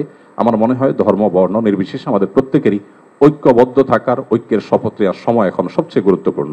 সে বিষয়টি আমি সবার নজরে এনে আমি আবার বক্তব্য শেষ করছি। ধন্যবাদ সবাই। সবাই উপস্থিত অন্তর্বর্তীকালীন সরকারের মাননীয় প্রধান উপদেষ্টা ডক্টর মোহাম্মদ ইউনূস সহ অন্যান্য উপদেষ্টাবৃন্দ ও সম্মানিত ওলামা, সম্বোধনের দরকার নেই, আপনি আপনার পরিচয়টা দিয়ে আমি আমার যথাযোগ্য শুভেচ্ছা ও প্রীতি নমস্কার জ্ঞাপন করছি। আমি রামকৃষ্ণ মঠ ও রামকৃষ্ণ মিশনের সহ সম্পাদক। আমাদের স্বামীজি একটু অসুস্থের জন্য কলকাতায় ওনাকে ট্রিটমেন্টে পাঠানো হয়েছে। ওনার পক্ষ থেকে আমি একটু পাঠ করেই আমি শোনাবো আপনাদের। আমরা এক একজন এক এক ধর্মাবলম্বী হলেও আমরা প্রত্যেকে এদেশের নাগরিক। সনাতন ধর্মের রামায়ণে আছে জননী জন্মভূমিশ্চ স্বর্গদপি গরীয়সী, অর্থাৎ জননী ও জন্মভূমি স্বর্গের চেয়েও শ্রেষ্ঠ। দেশ আমাদের কাছে দেশ মাতৃকা। নিজের মায়ের প্রতি যেমন আমাদের ভালোবাসা রয়েছে, তেমনি দেশ মাতৃকার প্রতিও আমাদের ভালোবাসা রয়েছে। আমরা মনে করি মাতৃভূমি বা নিজ দেশের প্রতি প্রত্যেক নাগরিকের সেই ভালোবাসা থাকা অবশ্যই উচিত।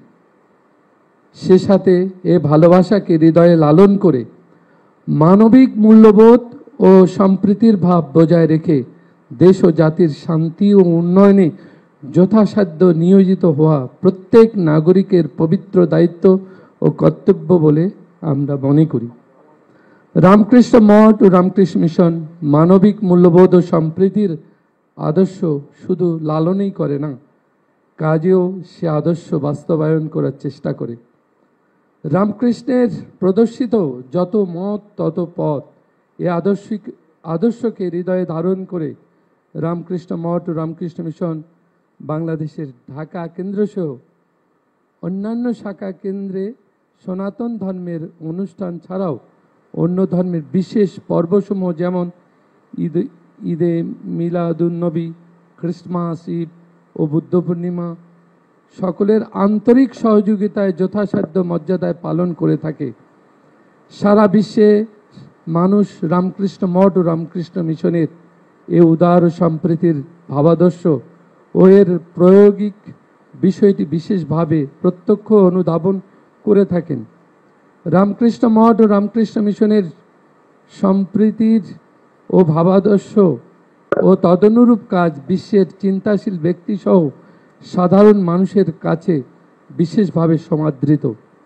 স্বামী বিবেকানন্দের প্রদর্শিত শিবজ্ঞানে জীব সেবার আদর্শকে ধারণ করে রামকৃষ্ণ মঠ ও রামকৃষ্ণ মিশনের ঢাকা কেন্দ্রসহ বাংলাদেশের অন্যান্য কেন্দ্রসমূহ শিক্ষা, স্বাস্থ্য, মানবিক মূল্যবোধের উন্নয়ন ও দুর্যোগকালীন সময়ে ত্রাণ সেবা কার্যক্রম সহ অন্যান্য উন্নয়নমূলক কার্যক্রমে রাষ্ট্রের উন্নয়ন সহযোগী প্রতিষ্ঠান হিসেবে কাজ করছে শতবর্ষেরও অধিক সময় যাবৎ।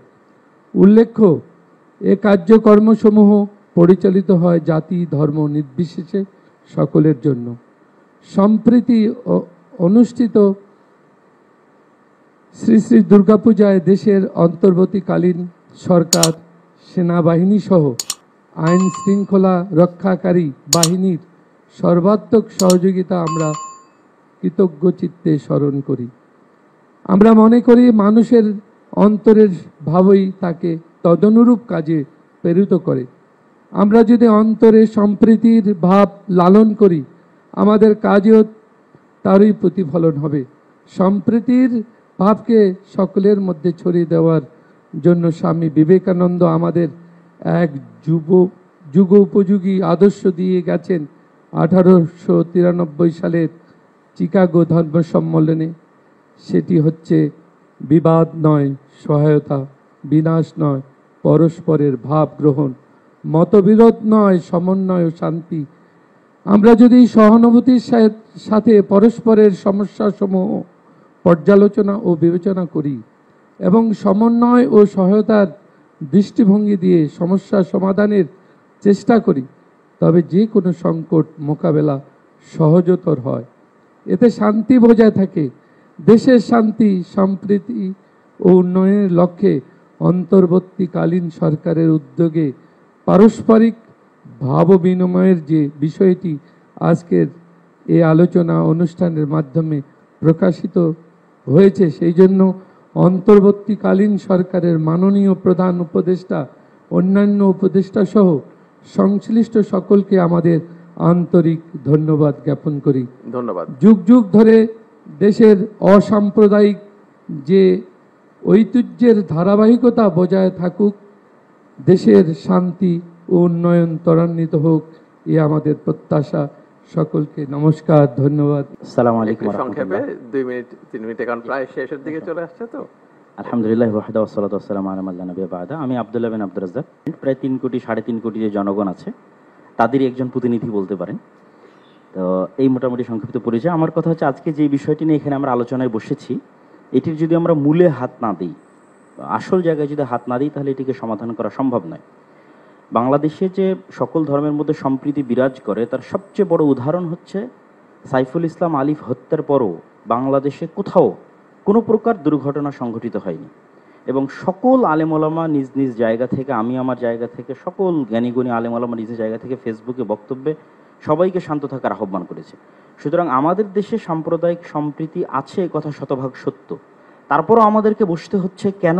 ওই জায়গায় আমাদের হাত দিতে হবে। আমরা আসলে ভূ রাজনৈতিক আন্তর্জাতিক রাজনীতির শিকারে পরিণত হয়েছি। এই জায়গায় যদি আমরা সমাধান করতে চাই, তাহলে আমাদেরকে লক্ষ্য রাখতে হবে বড়। লক্ষ্য বড় রাখলে স্যার আপনার জন্য এটি সমাধান করা সুবিধা হবে। সেই বড় লক্ষ্যটি হচ্ছে প্রকৃত অর্থে আমাদের পার্শ্ববর্তী দেশে সংখ্যালঘুরা নির্যাতিত। পৃথিবীর ইতিহাসে কোথাও এখন পর্যন্ত কোনো ইবাদতখানা এভাবে ভাঙ্গা হয়নি যেভাবে আগামী 6 নভেম্বর শুক্রবারের দিন বাবরি মসজিদ আজ থেকে 50 বছর পূর্বে ভাঙ্গা হয়েছে।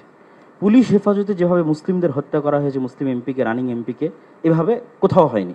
এরকম আরও অসংখ্য ঘটনা আছে যেটা আমাদের পার্শ্ববর্তী দেশে প্রকৃত অর্থে সংখ্যালঘুরা নির্যাতিত। আমাদের দায়িত্ব মানুষ হিসেবে এবং তাদের পার্শ্ববর্তী দেশ হিসেবে, এবং 47-এ আমরা যে ওয়াদা দিয়ে এই দেশটাকে স্বাধীন করেছিলাম, সেই ওয়াদা রক্ষার্থে আমাদের দায়িত্ব হচ্ছে আমাদের পার্শ্ববর্তী দেশের সংখ্যালঘু নির্যাতনের প্রতিবাদে আমাদেরকে আওয়াজ উঠানো। আমাদের দেশে কোনো সংখ্যালঘু নির্যাতন নাই, কিন্তু আমাদেরকে আওয়াজ উঠাতে হবে আমাদের পার্শ্ববর্তী দেশে যে সংখ্যালঘু নির্যাতন হচ্ছে সেটি নিয়ে। এই জন্য আমি আহ্বান জানাবো আমাদের মাননীয় প্রধান উপদেষ্টার প্রতি যে তিনি যেন এই বিষয়টির প্রতি দৃষ্টি দেন এবং সবাই আপনার সাথে আছে। গতকাল রাজনৈতিক দলগুলোকে দেখেছেন, আজকে ধর্মীয় নেতাদের দেখছেন, সকলেই আপনার সাথে আছে এবং আপনার হাতকে মজবুত করার জন্য দেশে যে জাতিগত ঐক্য তৈরি হয়েছে, এটিকে আপনি সাহস হিসেবে ধরে নিয়ে আপনি আমাদের দেশের স্বাধীনতা এবং সার্বভৌমত্ব রক্ষার জন্য আন্তর্জাতিক জগতে ফাইট করেন। এবং আমাদের যে বন্ধু রাষ্ট্রগুলো আছে, সার্ককে শক্তিশালী করে, আমাদের বন্ধু রাষ্ট্রকে শক্তিশালী করে, যারা পাল্টা আমাদের উপর মিথ্যা অপবাদ দিয়ে আমাদেরকে ছোট করতে চাচ্ছে, তাদের সামনে আমাদের দেশের এই সাহস এবং সম্প্রীতিকে আপনি তুলে ধরুন। ধন্যবাদ। এতটুকুই আমি আপনার কাছে দাবি জানাবো। Thank you. সর্বপ্রথম আল্লাহ রব্বুল আলমিনের শুকর আদায় করছি। আল্লাহ তাআলা আমাদেরকে এই গুরুত্বপূর্ণ একটা বিষয় নিয়ে ফিকির করতে বসার তৌফিক নসিব করেছেন। এরপর মাননীয় প্রধান উপদেষ্টা সহ বাকি সকলের শুকরিয়া আদায় করছি। আমি সংক্ষেপে যে কথাটা বলতে চাই, আমার নাম আব্দুল মালেক, বাইতুল মুকাররম জাতীয় মসজিদের খতিব এবং দেশের একটি প্রতিষ্ঠান মার্কাজুদ দাওয়া আল ইসলামিয়া ঢাকা, এই প্রতিষ্ঠানের শিক্ষা বিভাগীয় প্রধান। যে কথাটি আমি বলতে চাচ্ছি সেটা হলো, সম্প্রীতি যদি আমরা চাই, আছে আলহামদুলিল্লাহ, এটাকে যদি বাকি রাখতে চাই, তাহলে সম্প্রীতি যারা নষ্ট করে সে বিষয়ে আমাদেরকে নমনীয়তার সাথে অনমনীয় ব্যবস্থা গ্রহণ করতে হবে। এখন যে সংখ্যালঘুর কথা আমরা বারবার বলছি না, ইসলামের শিক্ষা কি? ইসলাম বলে, আবু বকর রাদিয়াল্লাহু তাআলা আনহু প্রথম খলিফা নবী করিম সাল্লাল্লাহু আলাইহি ওয়াসাল্লামের, উনি বলেছিলেন, তোমাদের মাঝে যে সবচেয়ে বেশি শক্তিশালী সে আমার কাছে দুর্বল যদি সে জালেম হয়। আর যে সবচেয়ে দুর্বল সে আমার কাছে সবচেয়ে বেশি শক্তিশালী যদি সে মজলুম হয়। এটা হলো বিষয়। জালিম এবং মজলুম, মজলুম যেই হক তার পক্ষে আমাকে থাকতে হবে, আর জালিম সে যত বড় হক, যত সংখ্যাগরিষ্ঠ যা যা তার থাকুক, তাকে জুলুম থেকে বিরত রাখা এটা দায়িত্ব। তথ্য সন্ত্রাস এটাকে যদি নিয়ন্ত্রণ না করা হয় তো আমরা সম্প্রীতি ঠিক রাখবো কীভাবে? সম্প্রীতি আছে, তাও এখানে তথ্য সন্ত্রাস করে পেরেশানি করা হবে। এটার ব্যাপারে অনমনীয় হতে হবে তথ্য সন্ত্রাসের বিষয়। আর আরেকটা গুরুত্বপূর্ণ বিষয় বলতে চাচ্ছিলাম, আমাদের ধর্ম সম্প্রীতির কথা যেটা আছে, ধর্মকে গুলিয়ে ফেলা এটা কিন্তু ধর্ম সম্প্রীতি না। ধর্মের অপব্যাখ্যা, একটা ধর্মে একটা জিনিস নাই সেটাকে ওই ধর্মের উপরে চাপিয়ে দেওয়া হলো, অন্যদেরকে খুশি করার জন্য নিজের ধর্মের মধ্যে বাড়ানো কমানো হলো, এটার নাম কখনো ধর্ম সম্প্রীতির বিষয় না। প্রত্যেক জিনিসকে স্ব জায়গায় রাখতে হবে এবং স্ব জায়গায় রাখলেই যথাযথ ফায়দা আমরা পাবো। আল্লাহ তাআলা আমাদেরকে তৌফিক দান করেন। ও আখিরু দাওয়ানা আলহামদুলিল্লাহ। আউযু বিল্লাহি মিনাশ শাইতানির রাজিম। বিসমিল্লাহির রহমানির রহিম। ইয়া আইয়ুহান নাসু তাকু রাব্বাকুম আল্লাযী খলাকাকুম মিন নাফসিন ওয়াহিদা। আল আয়া। ভূমিকা ছাড়া বলছি, আল্লাহ তাআলা সমস্ত মানব জাতিকে সম্বোধন করে বলেন, হে মানব সকল, তোমাদের সকলকে আমি একজন মানব থেকে সৃষ্টি করছি। সেই মানব হলেন হযরত আদম আলাইহিস সালাম। আমরা সকলেই আদম সন্তান হিসাবে আমরা সবাই ভাই ভাই। আমরা যে ধর্মেরই হই না কেন, আদম সন্তান হিসাবে বংশগতভাবে আমরা ভাই ভাই। ভাই ভাই হিসাবে বাংলাদেশে সকলে মিলেমিশে আমরা চলি, সহাবস্থান। আজকে আমাদের ভাইয়েরা সবাই আসছেন এখানে, বিভিন্ন ধর্মের সবাইকে আজকে স্বাগত জানাই, ধন্যবাদ জানাই আমাদের প্রধান উপদেষ্টা, অন্যান্য উপদেষ্টা বৃন্দকে। এবং সাম্প্রদায়িক সম্প্রীতির কথা অনেক বলা হয়েছে। আমরা সাম্প্রদায়িক সম্প্রীতির জন্য নিজেরা চেষ্টা করেছি এবং আমরা আমাদের কোনো কোনো এলাকাতে অনেক অমুসলিম ভাইয়েরা বসবাস করেন, তারা আমাদের সাথে একই মর্যাদা, একই সাথে থাকেন। আমরা এক ভাই বলেছেন, আলিফ হত্যার পরে আলহামদুলিল্লাহ এখানে কোনো দুর্ঘটনা ঘটে নাই। ওদিকে কোন জেলার মধ্যে দুইজন হাফেজে কোরআনকে নির্মমভাবে এই সংখ্যালঘু ভাইয়েরা হত্যা করেছে। সারা দেশে শান্ত পরিবেশ ছিল। এই জন্য সবাইকে ধন্যবাদ। তবে দেশের সম্প্রীতি নষ্ট করার জন্য, ঐক্য নষ্ট করার জন্য, দেশের বিরুদ্ধে যারাই ষড়যন্ত্র করবে তাদেরকে কঠিন হাতে দমন করতে হবে ঐক্যবদ্ধভাবে। আমরা হেফাজতে ইসলাম এবং সমস্ত উলামায়ে কেরাম সরকারের সাথে আছি, যে কোনো সহযোগিতা করার জন্য আমরা প্রস্তুত থাকবো ইনশাআল্লাহ। সবাইকে ধন্যবাদ। আসসালামু আলাইকুম ওয়া রাহমাতুল্লাহ। قال تعالى تعاونوا على البر والتقوى ولا تعاونوا على الإثم والعدوان. صدق الله العظيم. وقال رسول الله صلى الله عليه وسلم حب الإيمان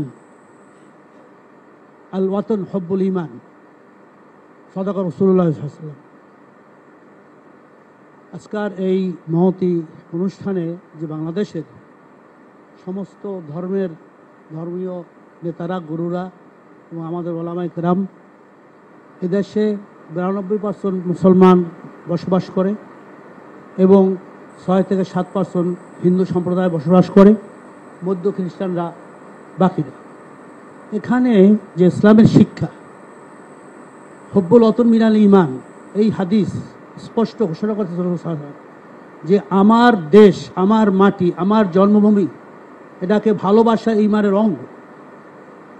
এবং আমি যে বলছি প্রথম কোরআন শরীফের আয়াত, তাআওয়ানু আলাল ইসমি ওয়াল উদওয়ান, তোমরা ভালো কাজের সহযোগিতা করো, নেক কাজের সহযোগিতা করো, খারাপ কাজ থেকে ফিরে থাকো। আমাদের এই দেশটা দ্বিতীয় বৃহত্তম মুসলিম দেশ জনসংখ্যার দিক থেকে, কিন্তু এই দেশের সাম্প্রতিক সম্প্রদায়, অর্থাৎ আমরা হিন্দু, খ্রিস্টান, বৌদ্ধ, মুসলমান, আমরা সব একভাবে আছি, একই আমরা পরিবার, যেটা আপনি বারবার বলছেন আমাদের প্রধান উপদেষ্টা, একই পরিবার। এখানে কার কোনো ধর্মীয় পরিচয় না, সে এই দেশের নাগরিক, এই দেশের সে সব কিছু এখানে থাকবে। কিন্তু বর্তমান যে পর্যায়ে আমাদের পার্শ্ববর্তী দেশকে দেখতেছি ভারত, যে তারা বিভিন্নভাবে এখানে উস্কানি দিচ্ছে, বিভিন্নভাবে ওখানে ওই যে আপনার ফ্যাসিস্ট হাসিনা সরকার ওখানে আছে, ওখানে বসে সব ষড়যন্ত্র করে কিভাবে দেশটাকে ধ্বংস করা যায়, কিভাবে দেশটাকে ক্ষতি করা যায়, এইটা সে করতেছে ওখানে বসে। এটা আমি আপনার মাধ্যমে অনুরোধ করব যে ভারত সরকারকে চাপ দেওয়া উচিত, তাকে তার বিচার বাংলার মাটিতে হবে, তাকে যেন ফেরত দেয়, কারণ সব ষড়যন্ত্র মূল হয়েছে সে।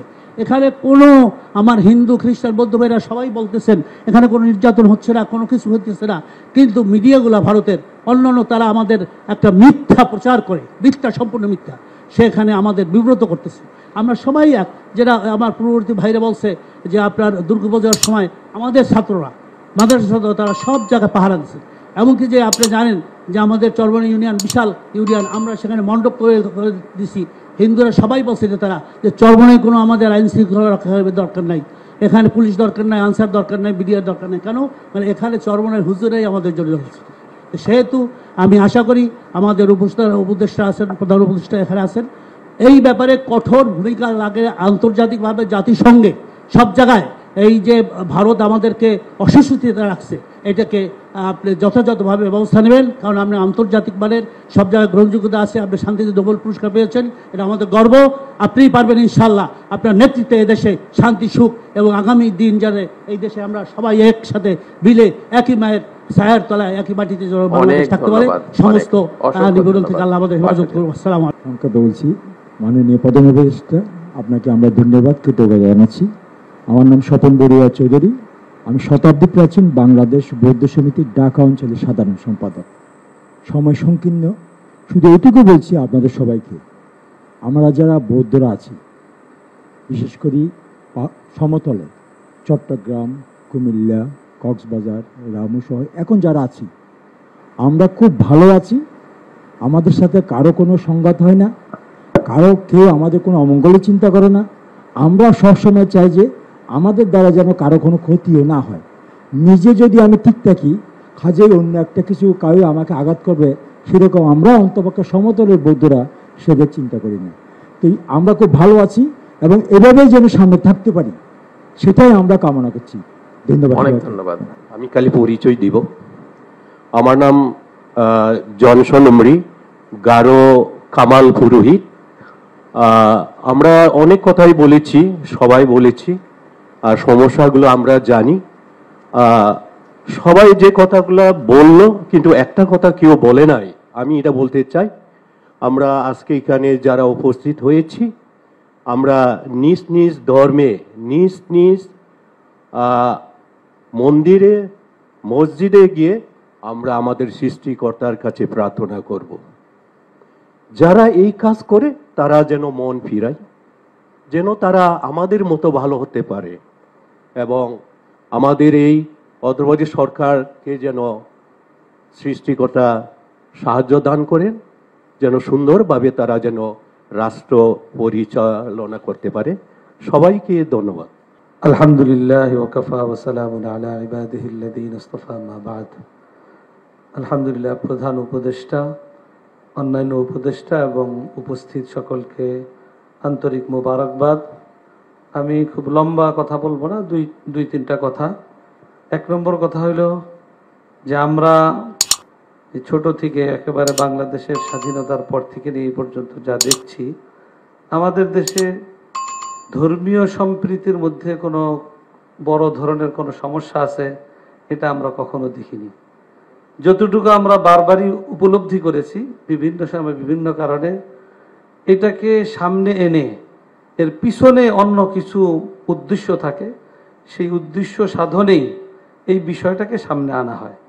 এজন্য আমি রাষ্ট্রের, বিশেষ করে আমাদের গোয়েন্দা বিভাগ, তাদের মাধ্যমে বিষয়গুলা রাষ্ট্রের সর্বোচ্চ ব্যক্তির কাছে দ্রুত সময়ের মধ্যে সেই সমস্যাগুলা চিহ্নিত হয়ে তার প্রতিকারের জন্য যদি কঠোর ব্যবস্থাপনা গ্রহণ করা হয়, তাহলে এই ধরনের সমস্যা বারবার আসবে না।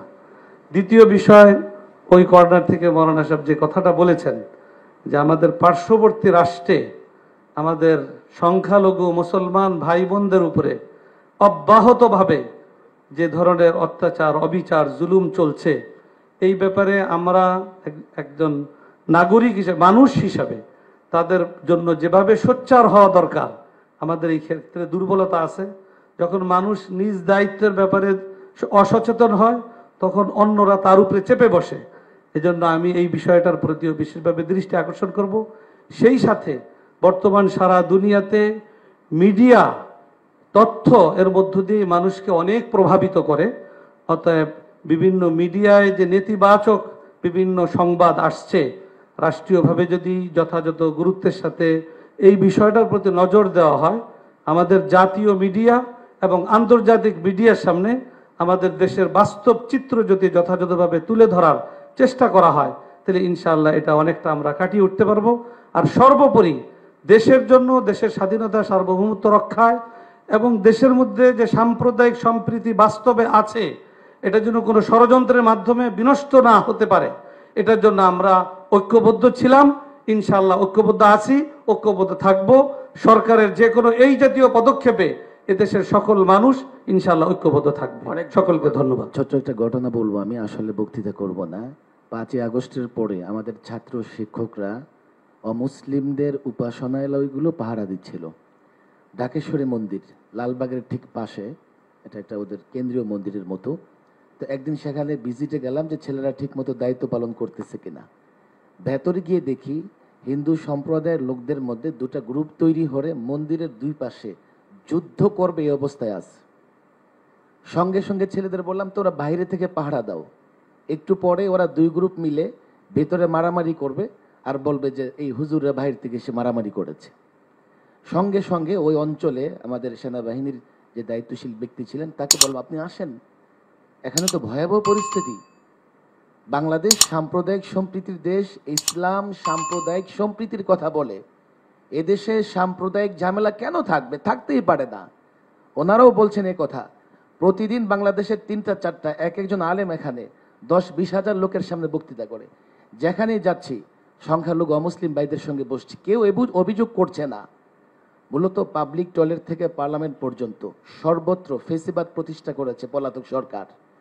আজকে ঝামেলাগুলো হচ্ছে সব জায়গায় ফেসিবাদ প্রতিষ্ঠা হয়েছে এবং সেই জায়গা থেকেই ফেসিবাদ প্রতিরোধ করবার লোকজন তৈরি হয়ে গেছে।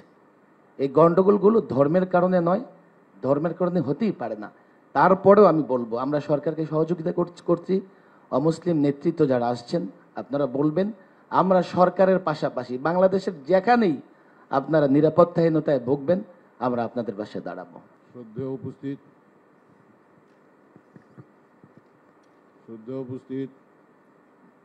শ্রদ্ধেয় ব্যক্তিবর্গ, আমার পরিচয় হচ্ছে আমি সিদ্ধেশ্বরী কালী মন্দিরের সেবায়েত এবং পুরোহিত। আমার একটা ছোট্ট পরিচয় দিই, এতে কেউ আমাকে ভুল বুঝবেন না। সেই ছোট্ট পরিচয়টা হচ্ছে স্বাধীনতা যুদ্ধকালীন চলাকালের অবস্থায় আমাকে সিদ্ধেশ্বরী মন্দির থেকে একবার আর্মিরা চোখ ধরে নিয়ে গিয়েছিল এবং মন্দিরের দুই সাইডে 2টা ডিনামাইট পুঁতেছিল। তো ডিনামাইট দুটো আমি দেখতে পাইনি, চোখ বাঁধা অবস্থায় নিয়ে গেল। নবীনগর কানে শুনতেছি, কিন্তু নবীনগর কিন্তু তখন আমি চিনি না, তখন সেটা ক্যান্টনমেন্ট। 4.5 ঘন্টা পরে আমি ওই যে বলে যে রাখে আল্লাহ মারেকে আর রাখে কৃষ্ণ মারেকে, ঠিক একই রকম ঘটনাটা ঘটেছিল। ওই সময় আমার মতন একটা হিন্দু পুরোহিতকে ধরে নিয়ে যাওয়ার পরে যে আমাকে আবার অক্ষত অবস্থায় মন্দিরে ফিরিয়ে আনিয়ে দিবে, এটা অত্র এলাকার আমার পিতৃবয়সী যারা ছিলেন, আমার ছোটবেলায় আমি পিতৃকে হারিয়েছি, পিতৃবয়সী যারা ছিলেন তারা আমাকে বললেন, আমার কান্না সেজেছে সেই জন্য যে পশুর মধ্যেও মনুষ্যত্ব আছে, কিন্তু আমি যে মানুষ বা আমরা যে মানুষ আমাদের ভিতরে মনুষ্যত্ব নাই। যদি মনুষ্যত্ব থাকতো তাহলে দেশের যে সর্বনাশগুলি হলো এগুলি সব আমাদের সম্পদ।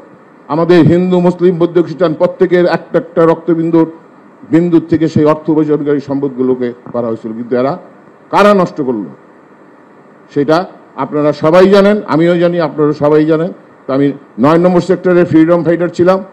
স্বাধীনতার পরে বহু দেখেছি, এখনো দেখতেছি, কিন্তু আমি একটা কথাই বলবো, প্রত্যেকের ভিতরে সংসারের মধ্যে নিজের পরিবারের মধ্যে ছোটদেরকে আগে শিক্ষা দেন যে ও হিন্দু ও মুসলিম নও, ও তোমার প্রতিবেশী ভাই, ও তো আমার ছোটবেলায় আমার মাকে বলছিল, আমি ছোটবেলায় বাবা মারা যাওয়ার পর আমাকে বলছিল যে এই যে মেয়েরা সিদ্ধেশ্বরী ডিগ্রি কলেজে আমি লেখাপড়া করেছি, তারপরে তেজগাঁও পলিটেকনিকে গেলাম, একজন অটোমোবাইল মেকানিক্যাল ইঞ্জিনিয়ার। কিন্তু আমি ছোটবেলা শিক্ষকতার পরে আমি সৌদি আরব গিয়েছিলাম, অনেক কথা এগুলো বলার দরকার নেই। তো তারপরে আমি এই সিদ্ধেশ্বরী মন্দির আমাদের পূর্বপুরুষ প্রতিষ্ঠাতা, এটা 553 বছরের বয়সের মন্দির, এখনো আমরা আসি, এটা পাক করে থাকি এটা পূর্ণ করে থাকি জানি না, এখনো সেবায়িত হিসেবে পূজারী হিসেবে আসি।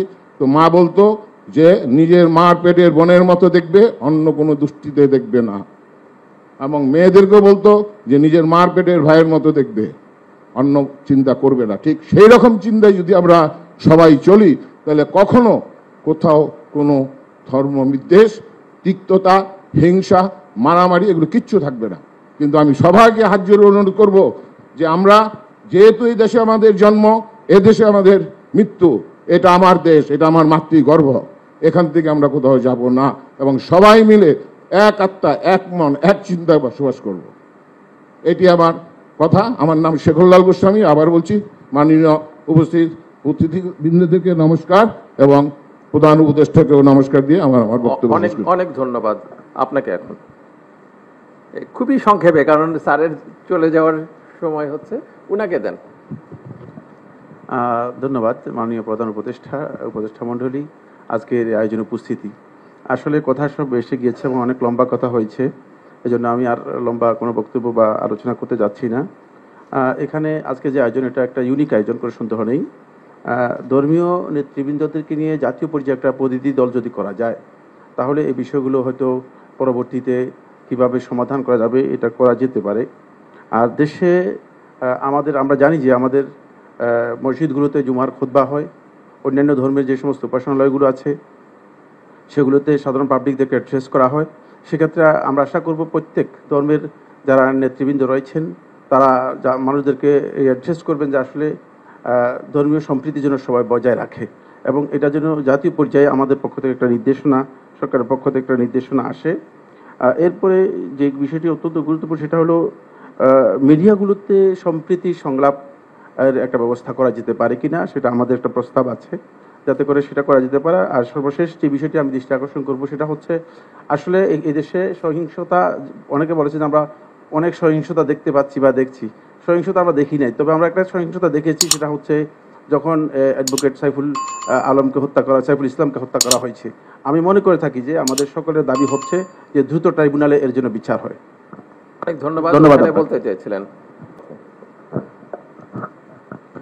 শুভ সন্ধ্যা। আমি বুদ্ধানন্দ মহাতেরো, সহসভাপতি বাংলাদেশ বুদ্ধিস্ট ফেডারেশন এবং উপাধ্যক্ষ আন্তর্জাতিক বৌদ্ধ বিহার।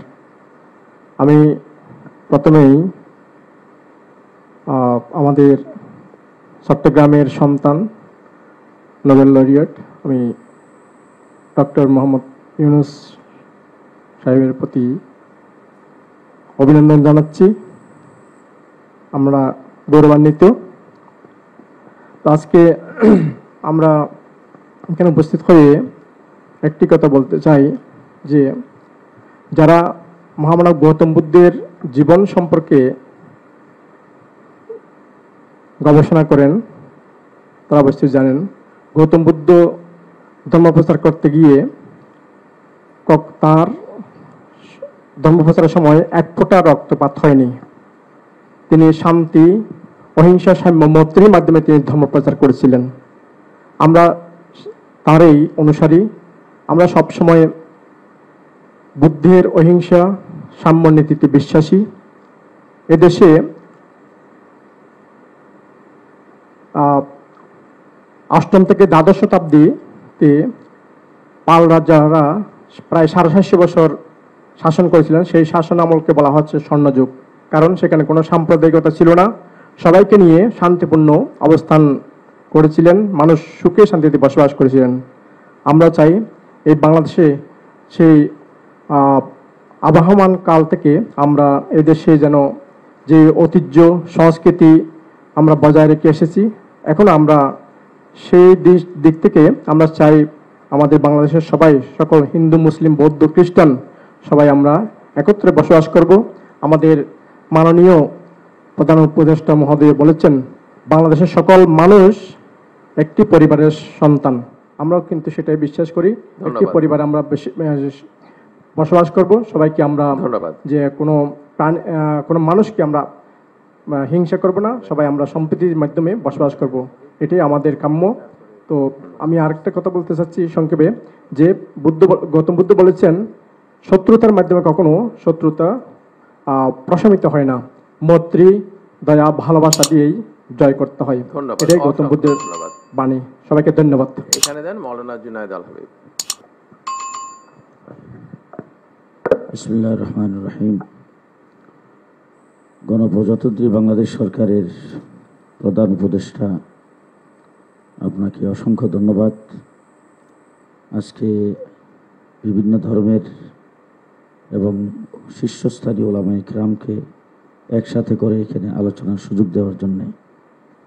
কথাবার্তা সকলেই বলেছেন, আমি শুধু একটা কথা স্মরণ করে দিতে চাই। এই পেশিবাদ সরকারের পতনের পরে সর্বপ্রথম বাংলাদেশকে অকার্যকর রাষ্ট্রে পরিণত করার জন্যে যে ট্রাম্প কার্ডটি ব্যবহার করেছিলেন সেটা হলো সংখ্যালঘুদের উপর নির্যাতন। কিন্তু বেশি না, আমার মনে হয় 48 ঘন্টা পার হওয়ার পরে দিবালোকের নিয়ে পরিষ্কার হয়েছে যে কোথাও সংখ্যালঘুদের উপর নির্যাতন হচ্ছে না। আমার দেশের বাড়ি ব্রাহ্মণবাড়িয়া, সেখানে যাওয়ার পরে ব্রাহ্মণবাড়িয়া শহরে একটা বিশাল মিছিল দেখলাম সংখ্যালঘুদের। হযরত মাওলানা সাজিদুর রহমান সাহেব সহ ওলামায়ে কেরামকে নিয়ে বসে আমি মোটর সাইকেল দিয়ে গোটা জেলার ভিতরে যতগুলি হিন্দুদের, অন্যান্য ধর্মাবলম্বীদের উপাসনালয়, তাদের স্থাপনা আছে, সবগুলোকে ভিজিট করেছি। বিকালবেলা এসে সাংবাদিকদের সামনে তাদের লোকজনকে নিয়ে এসে সেখানে ব্রিফিং করা হয়েছে, কোথাও নির্যাতন হচ্ছে না। 2 নম্বর কথা যেটা বলতে চাই, বাংলাদেশে বর্তমান যে পরিস্থিতি আজকে, যেটা নিয়ে আপনাকে পেরেশানি ভোগ করতে হচ্ছে, বসতে হচ্ছে, কেন, কোথায় থেকে সেটা হয়েছে? একজন ব্যক্তি বাংলাদেশের পতাকাকে অবমাননা করেছেন, তার বিরুদ্ধে মামলা হয়েছে, তাকে গ্রেফতার করা হয়েছে। এরপরে দিবালুকে আদালত পাড়ায় একজন আইনজীবীকে জবাই করে হত্যা করেছেন। এরপর থেকেই বাংলাদেশের এই পরিস্থিতির সৃষ্টি হয়েছে। এইটাকে পুঁজি করে পরাজিত শক্তি ভারতে বসে বাংলাদেশের স্থিতিশীলতাকে অস্থিতিশীল করার চেষ্টা করছেন। বাংলাদেশের কিছু মিডিয়া যারা ওই পেশিবাদকে সবসময় সমর্থন করেছেন, সেই মিডিয়াগুলোতে এখনও তারা কাজে বহাল, তারাই বাংলাদেশের এই গোলাপানিতে মাছ শিকার করার চেষ্টা করছেন। সর্বশেষ আমি উপদেষ্টা মণ্ডলী এবং প্রধান উপদেষ্টাকে বলবো, বাংলাদেশে পেশিবাদ সরকার ক্ষমতায় ছিল, তারও একটা বিরোধী দল ছিল। যখনই যে সরকার ক্ষমতায় আসে তার একটা বিরোধী দল থাকে, কিন্তু আপনার কোনো বিরোধী দল নাই। অল বাংলাদেশের সমস্ত জনগণ, সকল শ্রেণীর জনগণ মিলে আন্দোলন সংগ্রামের পরে আপনাকে সে বিপ্লব করে সেই দায়িত্ব দিয়েছেন আপনাদেরকে। আপনারা শক্ত হন, কঠোর হন। রাষ্ট্রদ্রোহিতার কার্যক্রম কেউ করবে, রাষ্ট্রের অবমাননা কেউ করবে, কঠোর হস্তে দমন করা হবে। সাম্প্রদায়িক সম্প্রীতি নষ্ট করবে, কঠোরভাবে দমন করা হবে। পেশিবাদের পক্ষে কেউ দালালি করতে চাবে, কঠোরভাবে দমন করতে হবে। সর্বশেষ বাংলাদেশ থেকে ভারতে যে মুসলমানদের উপর নির্যাতন হচ্ছে, ভারতে মুসলমানদের মসজিদের মধ্যে আক্রমণ করা হচ্ছে, এই ব্যাপারে আমরা সকলে মিলে প্রতিবাদ করব। অন্তর্বর্তীকালীন সরকার ধন্যবাদ। ওনার কাছে মাইক্রোফোনটা দেন, ওনার কাছে দেন মাইক্রোফোনটা।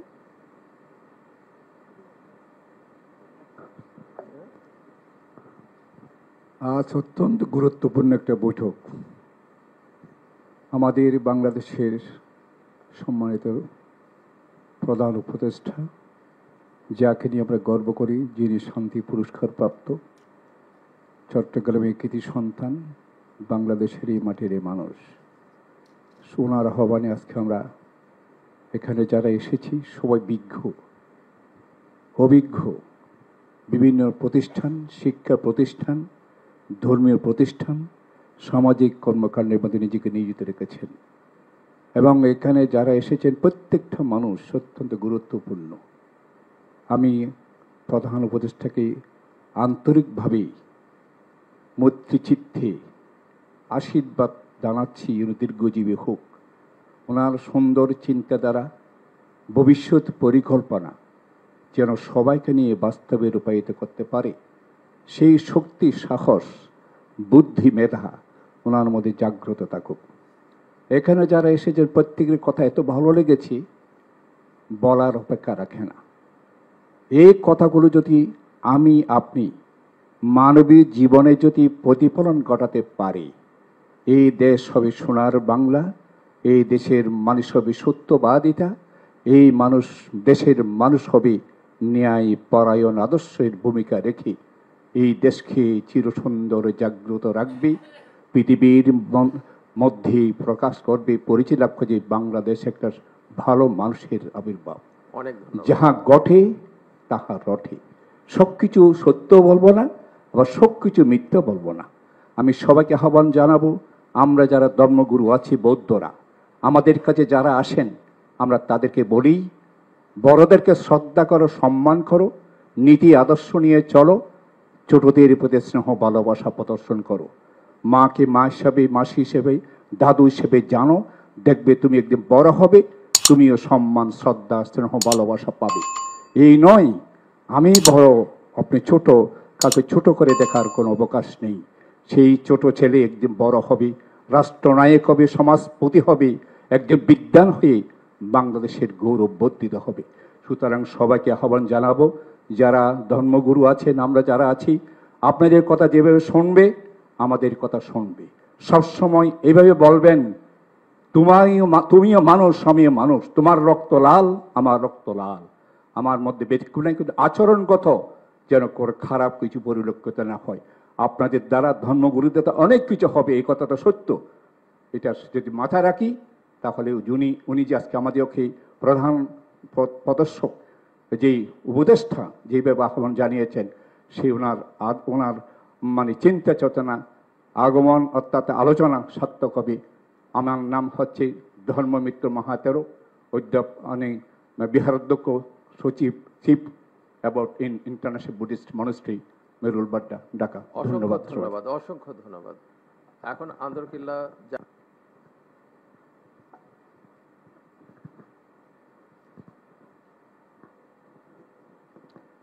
বিসমিল্লাহির রহমানির রহিম। আলহামদুলিল্লাহি রাব্বিল আলামিন ওয়াল আকিবাতু লিল মুত্তাকিন ওয়াস সালাতু ওয়াস সালামু আলা রাসূলিহিল আমিন ওয়া আলা আলিহি ওয়া আসহাবিহি আজমাইন। আম্মা বা'দ। আমরা আজ আমাদের বাংলাদেশের গৌরব, আমাদের প্রধান উপদেষ্টা, সম্মানিত ব্যক্তি এবং ওনার সহকর্মীবৃন্দ, হাজরাত উলামায়ে কেরাম, বিভিন্ন ধর্মীয় গুণীজন, সবাইকে সালাম দিচ্ছি, আসসালামু আলাইকুম ওয়া রাহমাতুল্লাহ। আমি এখনই আপনাদের ডাকে হাজির হয়েছি, আমি খবর পেয়েছি প্রায় 12:30টার সময়, আসতে সময় লেগেছে, এই জন্য আমি আসলে দুঃখিত। আশা করি আপনারা সবাই ক্ষমার দৃষ্টিতে দেখবেন। আজকে বাংলাদেশের যে পরিস্থিতি আমরা লক্ষ্য করছি, আসলে এটা খুবই বেদনাদায়ক এবং এটা অন্তত এই দেশের জন্য এই কাজগুলি মানায় না। তা আমরা ইসলামের সৌন্দর্য সবাইকে বুঝাবার জন্য মাঠে ময়দানে আছি এবং ঐক্যকে মজবুত করে রাখার জন্য আমরা সকলকে সে প্রেরণা দেই এবং তাদেরকে উৎসাহ দেই। কারণ আমার আন্দরকিল্লা মসজিদের কাছেই হলো চট্টগ্রামের সবচেয়ে বড় পূজা মণ্ডপ। প্রত্যেক জুমায় আমি মানুষকে, মুসাল্লিদেরকে অনুরোধ করি যেন প্রত্যেকের ধর্ম প্রত্যেকে পালন করতে পারে, সেই সুযোগ সবাইকে দিতে হবে। এবং আমাদের ঐতিহ্য শাহী মসজিদ যেটার বয়স হলো প্রায় 550 বছর আগের। এই মসজিদের মুসল্লিদের থেকে আজ পর্যন্ত কোনো অপ্রীতিকর ঘটনা আমরা ঘটেছে এটা দেখিনি। এবং হিন্দু ভাইদেরকে আমরা সেখানে নিরাপদ থাকার জন্য আমরা তাদেরকে পরামর্শ দিয়েছি এবং আমরাও চেষ্টা করেছি কোনো রকমের বিশৃঙ্খলা যেন এই দেশে না হয়। কারণ এই দেশ নতুন করে পেতে অনেক মায়ের কোল খালি হয়েছে, অনেক সন্তান ভবিষ্যৎ যাদের উপরে মা বাবের ছিল, আকাঙ্ক্ষা ছিল, তারা আজ পৃথিবীতে নাই। তারা নিজের জীবনের বিনিময়ে, রক্তের বিনিময়ে আমাদেরকে নতুন বাংলাদেশ উপহার দিয়েছে। এই দেশকে হেফাজত করা আমাদের প্রত্যেকের দায়িত্ব। আমরা যদি দায়িত্ব পালন না করি, আইন্দাল্লাহ, আল্লাহর দরবারে প্রথম জবাব দেওয়া লাগবে। এই জন্য প্রধান উপদেষ্টা মহোদয়কে আমি বলবো, আশ্বাস দিব ইনশাআল্লাহ বাংলাদেশের উন্নয়নের জন্য, হেফাজতের জন্য, সবকে একত্রিত করার জন্য সরকার যে পদক্ষেপ নেয়, চট্টগ্রামবাসী আপনার সাথে আছে। যে কোনো মূল্যে আমরা আপনার সাথে থাকব ন্যায় প্রতিষ্ঠার জন্য। অন্যায় কাজে আমরা কোনোদিন কাউকে সহযোগিতা করি নাই, করবও না। এটি হলো ইসলামের আইন, তাআওয়ানু আলাল বিররি ওয়াত তাকওয়া ওয়া লা তাআওয়ানু আলাল ইসমি ওয়াল উদওয়ান। ভালো কাজে সহযোগিতা করে, এটা আল্লাহর আদেশ। অসৎ কাজ থেকে বিরত থাকো, এটাও আল্লাহর আদেশ। এই জন্য আমরা আমাদের মন থেকে আজ বলছি, প্রধান উপদেষ্টা আমাদের চট্টগ্রামের গৌরব। আমিও আপনাদের চট্টগ্রামের বড় মসজিদের খেদমতে আছি। আশা করি আপনার ন্যায় কোনো কাজের জন্য, বাংলাদেশকে হেফাজতের জন্য যে কোনো সময় ডাক দিবেন, আমরা উপস্থিত হব। ধন্যবাদ। আমাদের অলরেডি আমাদের পরবর্তী প্রোগ্রাম